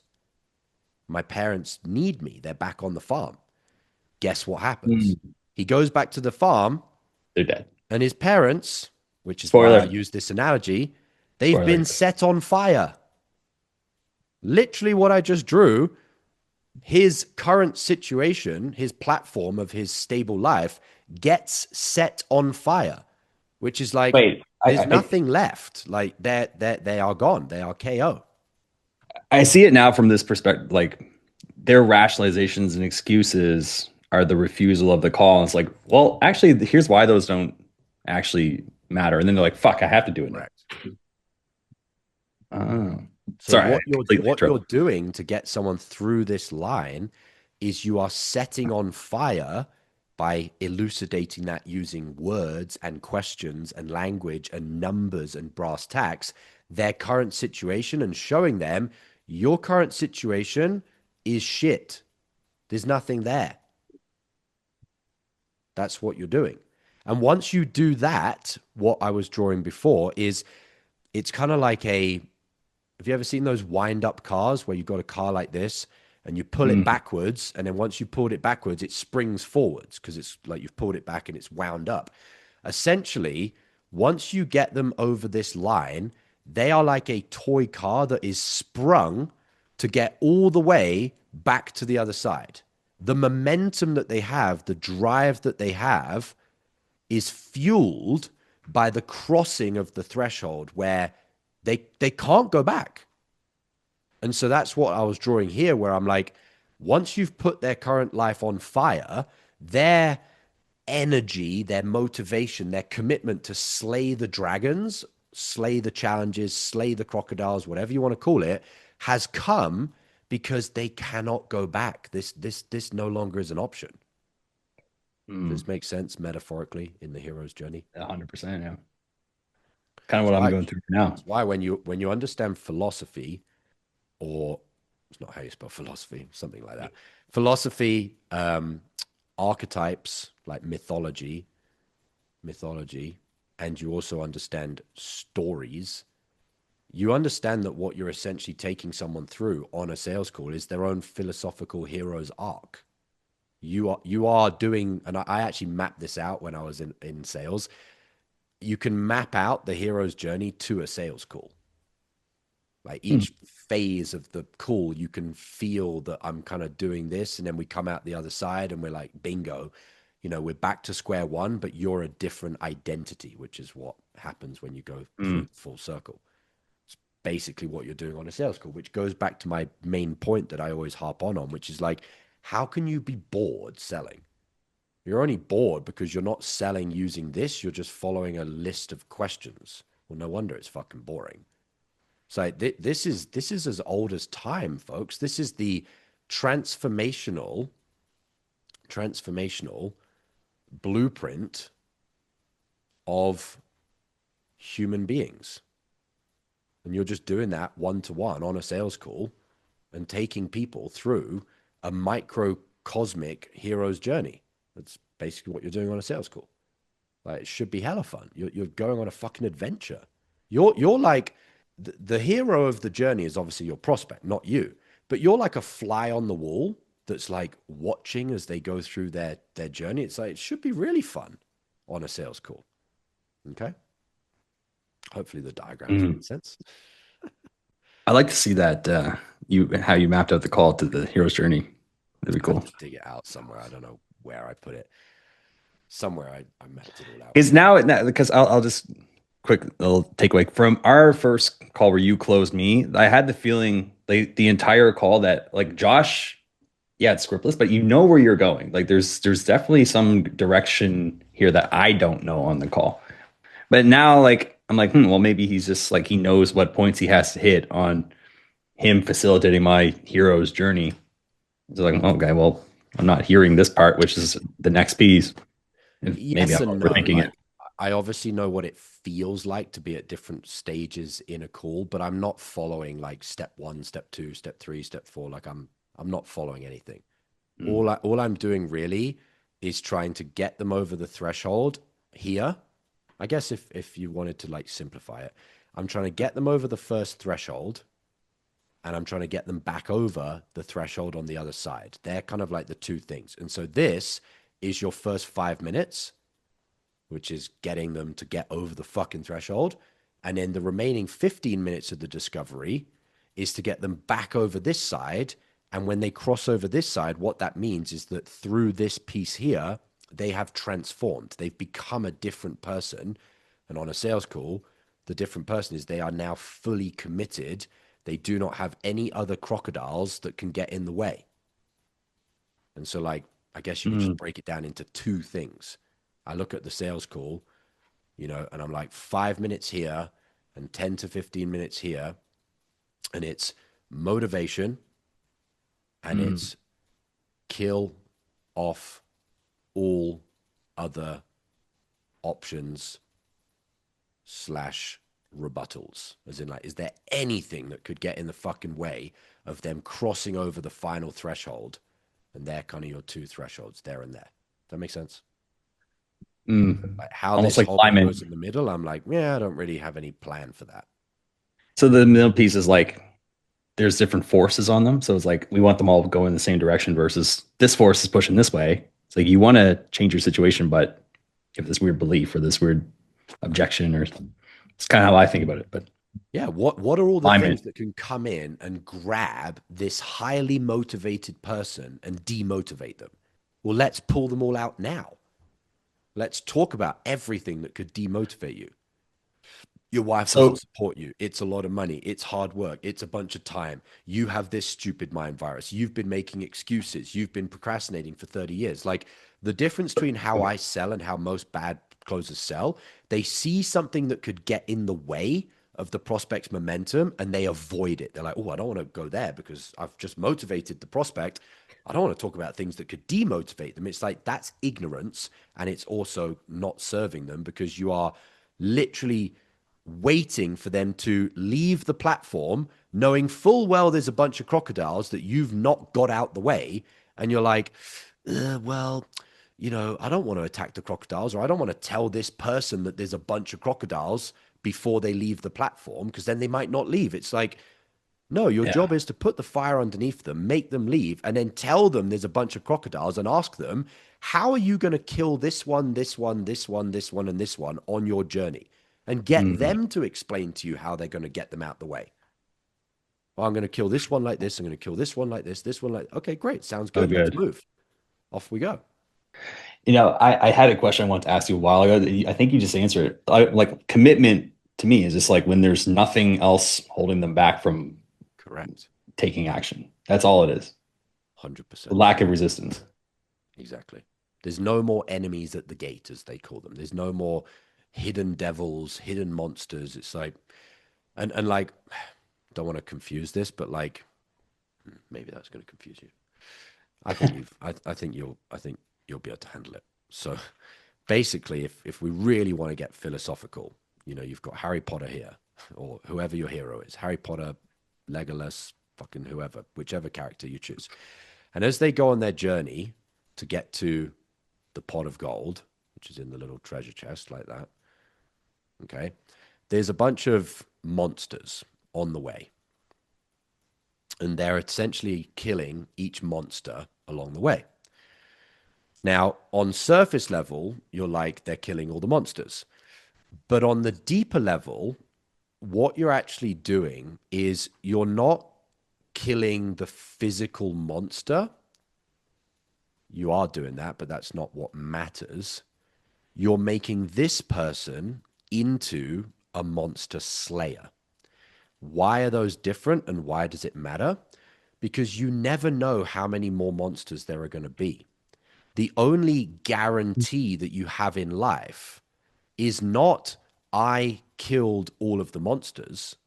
You don't know that. You don't know if there's another monster hiding away. I killed all.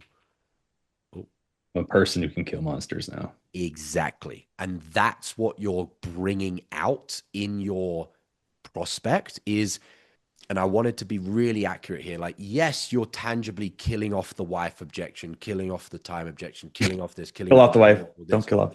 But what you're really doing is you're making the person be the person that they have internal confidence that whatever comes 6 months later or 12 months later or 18 months later in the program, in the next program, in their life, whatever, they now believe that they can face it. That's what you're actually doing to your prospects is you're making them the person that they have internal confidence that they can handle it.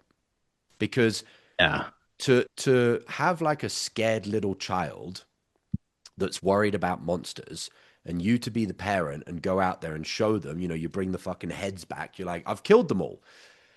You're actually not empowering your child because the peace of mind that your child would have is only peace of mind because they think the monsters are gone. But it's not peace of mind internally that they're like, well, if something did come up that my dad, my mum didn't realize was out there, I can handle it. So that's the real hero's journey is they kill the monsters along creating the way. Dependent. Yeah, you're not turning them into dependent. Correct. Which is also what we do or we attempt to do for all of you in the mastermind is like, we're trying to build an environment where you become the person that can handle your own demons. We don't want to come in and save you for everyone because that's not truthful. It's not honest. It's just, you're just dependents. Become the demon. Well, it's not, it's Jordan Peterson's kind of way of looking at it is you can only kill a monster when you find the monster inside of you because the only thing that can kill a monster is a monster. That's another rabbit hole. This whole metaphor reminds me like in weightlifting. Like the weights don't get lighter, you get stronger. Correct. Exactly. And it's like the old metaphor of like, I'll hire a personal trainer to do the reps for me. It's like, yeah, it doesn't work like that. You can hire a trainer, but you still have to do the reps or you won't build the muscle. That would be a good offer. Go through some more takeaways, folks. Thanks, Josh. You're welcome, brother. All right, Drew, and then Daniel, put your hand up, and then if anybody else has takeaways as well. Yeah, Tyrus, really getting philosophical. So Harry Potter. It's hella fun. What's up, Drew? Gang? Yeah, great analogy. You kind of answered my question midway in terms of I was getting there in my head of like, oh, the person has to become the monster slayer. So my biggest takeaway is which is that's part of the internal mastery side of this is if you're going to guide people into a 45-minute conversation where you have the capacity to bring them to the truth of the fact that for most people, they're avoiding the monsters. That's, I think, pretty much what's happening most commonly. You have to do that. And it's funny, Ben and I had a conversation last night and, I was telling him from the call Wednesday, I've been really focused on going into the pain. And for me personally, I'm like, I have some resistance around it in terms I was of, going to ask about, I'm glad you asked. I was going to ask about that.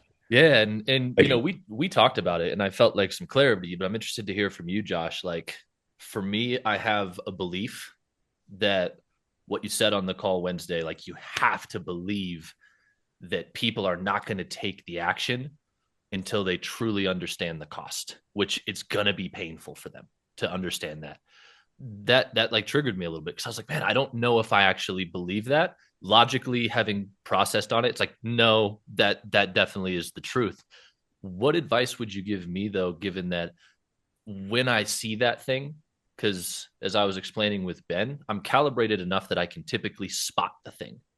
But there's part of me that's like, I don't really want to push on it. I'll push right next to it.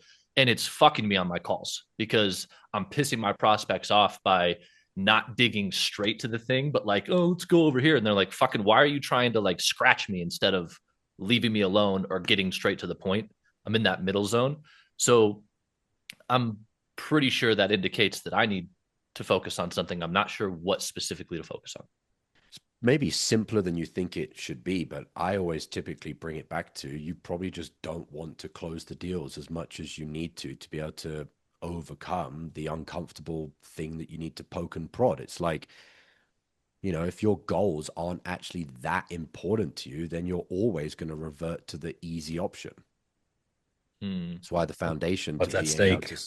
The foundation to scriptless selling is having a fucking mission.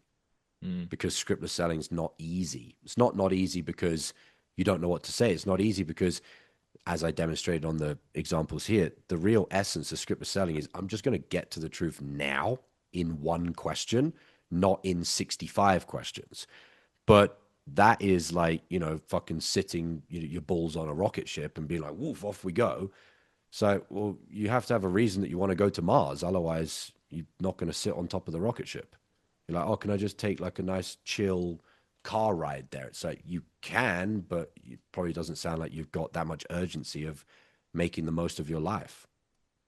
It always goes back to our internal mind viruses, which is like, I've got time and I've got enough money. Well, if you believe those things, you're not going to have the difficult conversation. One of those two or both of them, which is why I always try and rip all of you, not because I enjoy it, I actually don't enjoy it. Rip all of you of like, you're poor and you're getting old and you've got one life. It's like, so fucking do your job on your sales calls. Yep. Yeah, no, it's so funny. My biggest takeaway from the Wednesday training, I wrote it in big letters at the bottom of the page, is like, I'm poor and I'm half retarded. Like that was the real takeaway, is like, shit, I'm an idiot because there's this level of like downplaying and negating how important those goals are. And I've been doing that for a long time as like a defense mechanism to the fact that they just feel fucking massive. And it's more comfortable to feel like, oh, well, let's just make them smaller instead of allowing myself to get bigger and more capable. And that's literally exactly what you're doing with a prospect, is you're encouraging them. Don't pretend the monsters aren't there. Just become the person that can actually fucking handle them. So yeah, it's a huge area of growth for me, man. And I appreciate you simplifying it, because definitely I have a tendency to over intellectualize things, which is part of the avoidance mechanism. So straight to the point, very clear, and I feel really confident in terms of what I have to focus on. The other thing to remember is like we can have these big, like lofty, long goals, long-term goals, you know, the house, something big, whatever. And that certainly works to have urgency and scarcity around I need the house and I need it now. But sometimes when we talk about pulling from both ends, you can swing the pendulum the other direction and look at it on the 24-hour period, which I used to fucking beat myself up if I was like, I could have made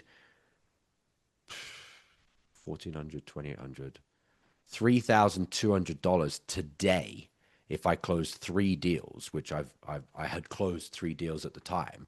And if I ended up having a day with 3 calls and I closed 0 of them, I was like, I just lit $3,200 on fire. And so, like, sometimes getting wound up that you aren't taking a step towards the big goal, the car, the house, the thing, works. But if it's not working, just bring it back to the more 24-hour reality, which is like, does it not bother you that you just lit on fire $2,000 today, which is what we call opportunity cost? Now, that only works whether you look at it on this angle or on this angle, if what? If you actually want something that money buys. If there's nothing that you want that money buys, not having the physical thing or the cash in hand isn't going to fire you up. And that's why it's lesson 2 in the Launchpad. You know, there's only one more lesson that's more important than this. A bunch of you look at it as, oh, it's a piece of paper that I put a picture on and I put some numbers on it. It's like, no, it's the thing that creates you into the person that day to day asks the questions that you need to ask. It's not a piece of paper and a fucking vision board. It's an identity architecting document. It is architecture for your identity. You're either going to be, sorry to be blunt, but a pussy or an alpha. And the thing that makes you an alpha is, whether right or wrong, is we live in a commercial economy, which means everything basically runs on money. If you don't like that, or you can't make yourself like it, meaning you can't find some motivation to make more money, then you're not going to ask the difficult questions. Because what's at stake is money. What's at stake is also serving your prospect. I agree with that, but I've yet to come across the fucking Dalai Lama on a sales call, meaning, oh, I don't want to let my prospects down because I'm, you know, fucking Saint Geronimo or whoever. It's like, that hasn't worked in any salesperson that I've ever seen, that you'd ask the difficult questions because you're truly just trying to serve people. Because I believe also, to go a little bit deeper, that these two things are mirrors, meaning I don't think you can really care that much about serving other people if you don't care that much about serving yourself. Meaning, oh, you want your prospect to have the Lambo and the house and retire their parents, but you don't care enough about that yourself. I think that's impossible. You can only care enough about your prospects wanting it when you actually want that for yourself. It's my belief. Maybe it's right, maybe it's wrong, but I just, you know, unless you're someone that can kill your entire ego and be the fucking, you know, the Buddha who would be like, I want the best for everybody else and I don't need anything for myself. It's like, you're not the Buddha. You're a human being with an ego. So use your ego to want the best for you and want other people to play up to their ego, meaning you want them to egotistically want a life of excellence and a dream life. There's nothing wrong with that. So it all goes back to what's at stake is 24 hours, you're going to set fire to a bunch of money, and or you're going to set fire to the money that turns into the tangible thing that you want. If you don't want those things, you're not going to ask the difficult questions. And I believe that if you don't really want those things, or any of the members that are like, oh, there's nothing I really want, you just have a really, really, really, really low self-worth, in my opinion. You're calling it spiritual superiority, like, oh, I just want books. Really? No, I just think you have a really low level of self-worth, and you're masking it, you are rationalizing it as what's called moral superiority. You're telling yourself that you're enlightened And that's why you don't want materialistic things. What you're actually doing is masking the fact that you were unloved as a child and you've taken that inside of you. Sorry to be blunt. It's like someone made you feel unloved, and your way of coping with that, your coping mechanism to block off your beat up self-worth, is to view it as moral superiority, spiritual bypassing. It's like, no, folks, love yourself more. And when you love yourself more, you'll open up the door to why don't I want a boat and a jet and a car and a house and all of these wonderfully beautiful, nice things? I believe you would if you loved yourself enough. So, long tangent there. Yeah, fuck me. Super solid, man. Thank you. I have one small follow up on this, which is when it comes to learning the process of applying scriptless through the internal mastery, like, okay, see how it all comes together there. Maybe this is a limiting belief. Maybe it's just wrong. Maybe it's overthinking, but like, I really feel like I suck at it. Like, as I'm trying, I'm like, oh shit, this is a huge mountain. And on step one, it's like, okay, I suck at it. So in my head, there's part of me that wants to revert to the other side, which is like, well, at least I know I can close some deals, and can I hybrid that into this and like make the transition less impactful in terms of actually closing deals? Is that the wrong thought? Is it just like, no, fucking go through that to the point where you can at least do it at the level you do what you currently do? Is there a high, like, I guess if you could just kind of help me with the mental model there. Yeah, great question. Beautiful question. So you pay $3,000 for it, bro. We're all there. When you understand the spiritual laws of life, you realize that there's two paradigms. There's the linear paradigm, like cause and effect, and there's another paradigm which can only be accessed through faith. Through faith. That is actually why scriptless selling is a transcendental experience. Is you have to jump out the airplane and put the parachute on the way down. You can't get a little bit better at scriptless selling and kind of back it up with some scripted stuff along the way, and just like slowly but surely, it's like, okay, I'll do 100% scripted and 0% scriptless. And then I'll do like 90% scripted and 10% scriptless and then 80% scripted. You can't do that, because scriptless selling is a faith-based action, meaning you have to get yourself in state and then fully surrender and let go that the conversation that you need to have is going to come to you. And this paradigm switch is why scripted selling and scriptless selling are in totally different universes. It's not, oh, I sold with a script and then I advanced past that and like level 2 of selling is scriptless. It's like, they're not the same universe. You cannot access them from the same state of mind. I was literally reading on this recently, and the quotes that I had were one about faith without works, and you will know them by their fruit, which is like, you can say that you want to do scriptless selling or you're doing scriptless selling, but faith without works is dead, which means if you're going into a call trying to call it scriptless selling, but you're still kind of holding on to your backup plans of scripted, you don't have faith. And this is an all or nothing type of game, which sounds really scary and it's really risky, but it's the greatest adventure of all, is where it's all or nothing. You go all in on scriptless or just don't bother. And that is why you transcend as a human being and your identity changes if you fully embrace scriptless selling. Because now all of a sudden your capability and your capacity is coming from divinity, which is like, it's like completely different paradigm. Just from another perspective, it's like if you wanted to speak another language, you're like, I don't speak the language, so I'm not going to try. It's kind of like the same thing as what you're saying. Or like, have you ever seen someone where they go to another country or they go to an environment where someone doesn't speak English, and let's say it's English and Spanish, and the Spanish person is like, that they're saying in Spanish, like, don't speak English. And the English person just like tries to talk louder or tries to talk slower in English. And it's like, you can talk slower or louder, but you're still speaking English. Like, I don't get English. And it's like, that's like the absurd example of like, you know, you can try and blend a bit of scriptless selling with scripted, but it's like, then it's not scriptless. You're still not speaking the language of scriptless, because scriptless in essence is full surrender and full letting go, which when you actually do that, guys, I was going to train on this for the same reason we're talking about it, is I was like, that was one of the Wednesday trainings that we didn't get to a couple of days ago, is I was like, that's one of the big things that I don't think the members have realized is until you jump out the airplane and put the parachute on the way down, you'll just spend months and months and months not getting scriptless selling. It's not something you can logically learn.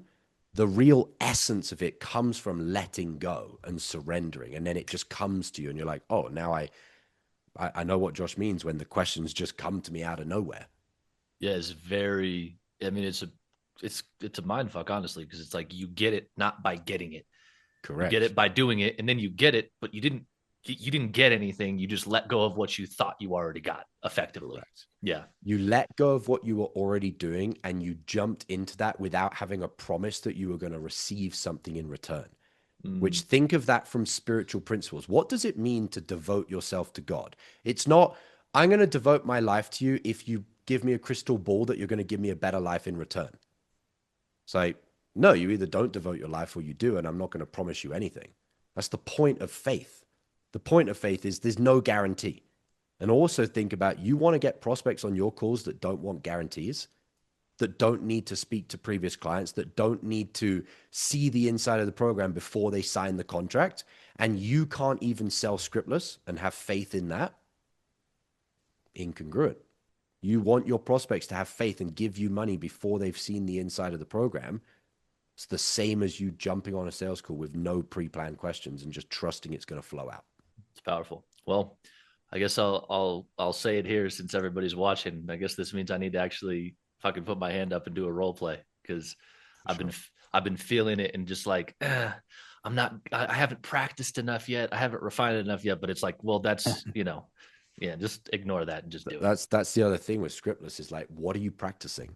Exactly. It's ridiculous. Like, practicing what? That in the moment, God or whatever you believe is going to give you the questions. It's like, can't practice it. Yeah, I mean, you said many weeks ago when we were doing a Wednesday training, you said when you're talking about the time frame in the mastermind, basically the amount of time that it's going to take you to actually transform is the amount of time that you just decide that you're no longer going to hold on and just let go. Correct. So it's a mechanism where that's all it is. I'm just kind of holding on to my ideas about it instead of surrendering to the process. And when you were bringing up the different levels of calibration yesterday, like you either are uncalibrated because you don't see the thing or you're uncalibrated because you don't know what to do with it. That just like stuck out to me. And I was like, oh shit, well, how do you learn that? It's like, well, funny, Josh does role plays every Friday. That might be a good place to start. Yeah, exactly. So the training I was going to do on Wednesday, I may as well briefly go into it now, is basically if you look at your life on a timeline and you look at time and you look at growth intentionally meaning I'm being vague, whether it's external or internal. So let's just leave it vague. That's the point of it. Your life will be like this. And it will be these like you don't grow in life like this, like just like consistently up. That's not how your life grows. That's not how your life changes. You have these instantaneous jumps in life, here to here, here to here, here to here. And when you actually break this down, and this allows you to reverse engineer how to grow, these are faith points. Faith points, which means these are the points in your life where you made a decision internally without knowing externally. It's where you took a decisive action from something inside of you, giving you certainty and confidence that you need to make that move, but you had no idea how it's going to work out. Going to work out. You quit the job. Quit job. You left your ex. You joined the mentor. You didn't have crystal balls for any of these. You moved to a new country, moved location. These are the times in your life where your trajectory of life exponentially grew. And all of these points are points where you took an action, not knowing how it's going to go on the other side. All you knew was, I'm going to make it work, and I just trust it's going to work out. Scriptless selling, the day that you go fully scriptless is one of these. The day that you fully just jump on a sales call with nothing pre-planned. It's a faith-based moment. Yeah, if those are faith points, does that mean the rest of them are fear points? The opposite of fear, correct. That you could call them fear. I just call them ego, because ego equals control. You want control. You're trying to make something happen, whereas this is you allow something to happen by letting go. Release versus control. Letting go, surrender, devotion, submission. Cool. So this is kind of like what we're trying to do on a sales call too. I can see why it's so detrimental to try to be like, give them guarantees and do all this external stuff. You're stealing from them the greatest lifts in their life, which are faith-based moments. You have the option on a sales call to give someone one of two options. They're here and you can take them to here, or they're here and you can take them to here. And it depends on what? Not the action. It depends on the intention, the source, or the soul of the action, the essence. Meaning, is the action coming from logic, guarantee, proof, control, order, whatever you want to call it? Or is the action coming from faith?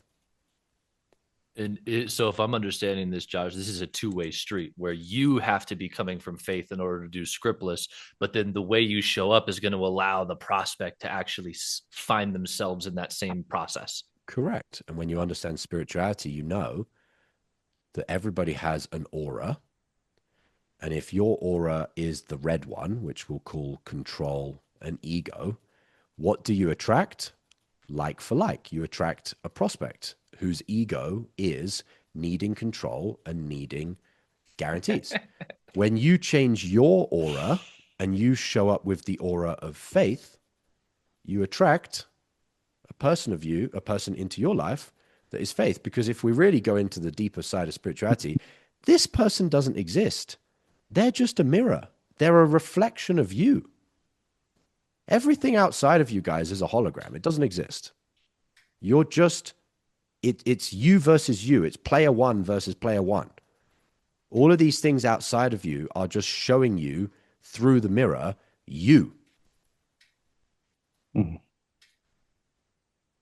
what you're really trying to do, if we could take this out to the nth degree, may as well go there while we're there, is these faith-based moments, you're ultimately trying to get through one faith-based moment and another, and another, and another, and another, to the point where, and this is ad infinitum, where what's that? A faith-based life, not a moment.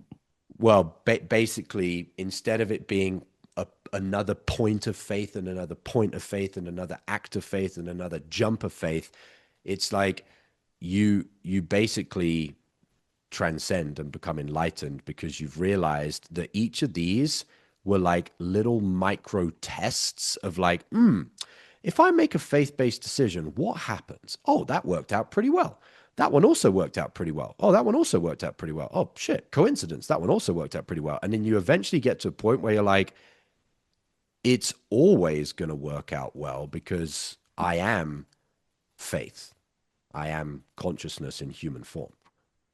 So you're essentially just like, you're like dipping your toe in the waters and just like testing these out. And then eventually you get to a point where you're like, oh yeah, I don't really need to test it anymore. And when you do that, I believe that's when you leave your body and you transcend, you become enlightened.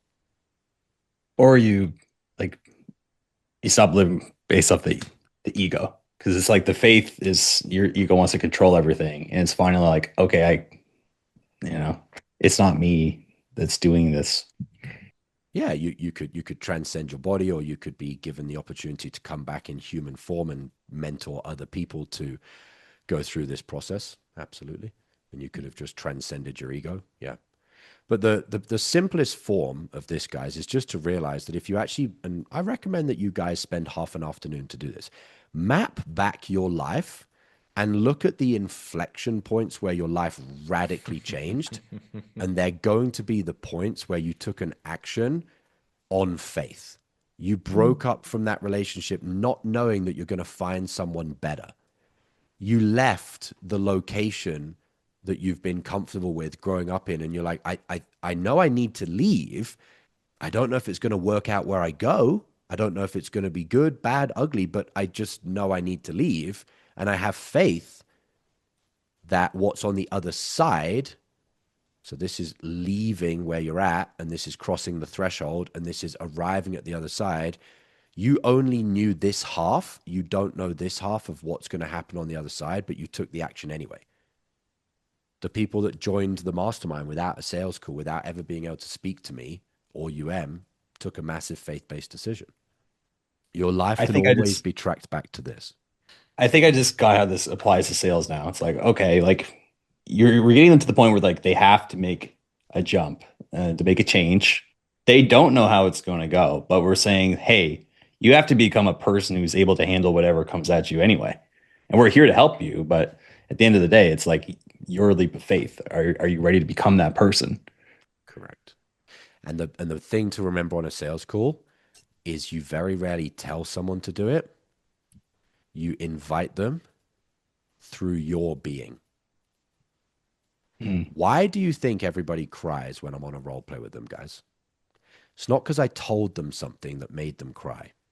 It's because I brought them into my energy space for a long enough period of time, 10 minutes, 15 minutes, and I invited them into a place of truth. I didn't say or do something. Be, do, have. You're like, oh, so what do I say or how do I act to get my prospects to make a spiritual leap of faith? You don't do anything. And you don't have anything. You be the person that is acting through your leaps of faith, and people kind of invite themselves into that same way of showing up. What I'm doing on the role plays, which makes people cry, is I'm here behind my screen with all the other shit going on in my life, business, personal stuff, locations, this, that, and the other. And I choose to create a wall around me and cut off everything in my outside reality and be in this space fully silent and fully present, dissolve my ego.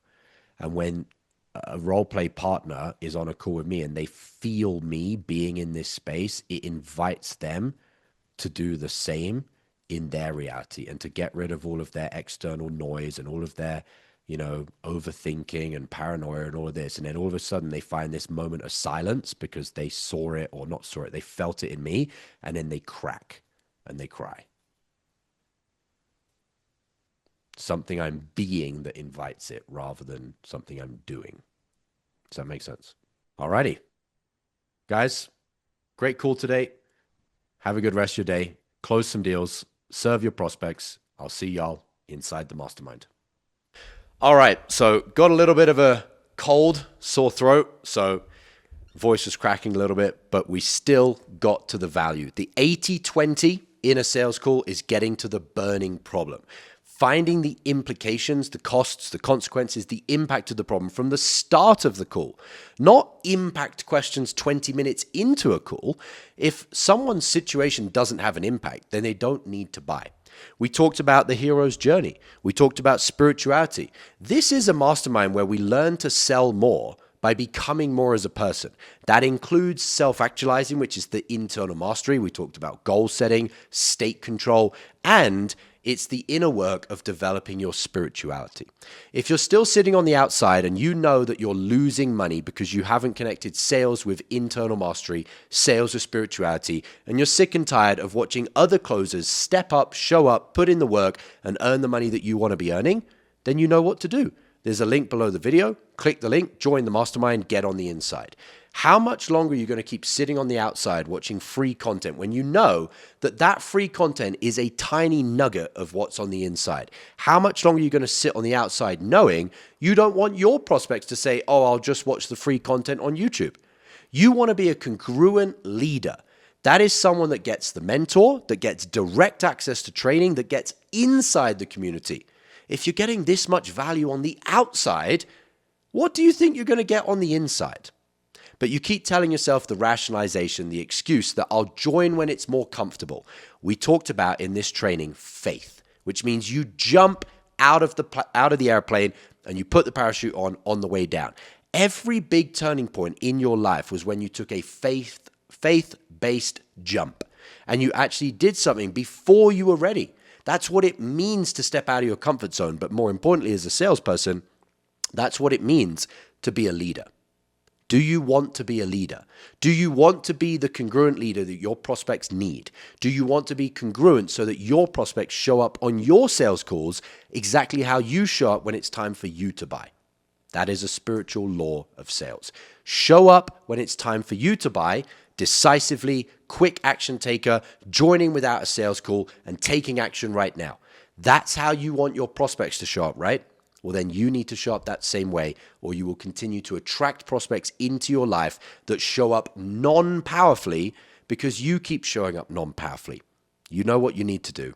Click the link below the video. Join the mastermind. Stop sitting on the outside when you know that getting on the inside and getting around the other unicorns and getting the mentorship is what will take you to the next level. I'll see you on the inside.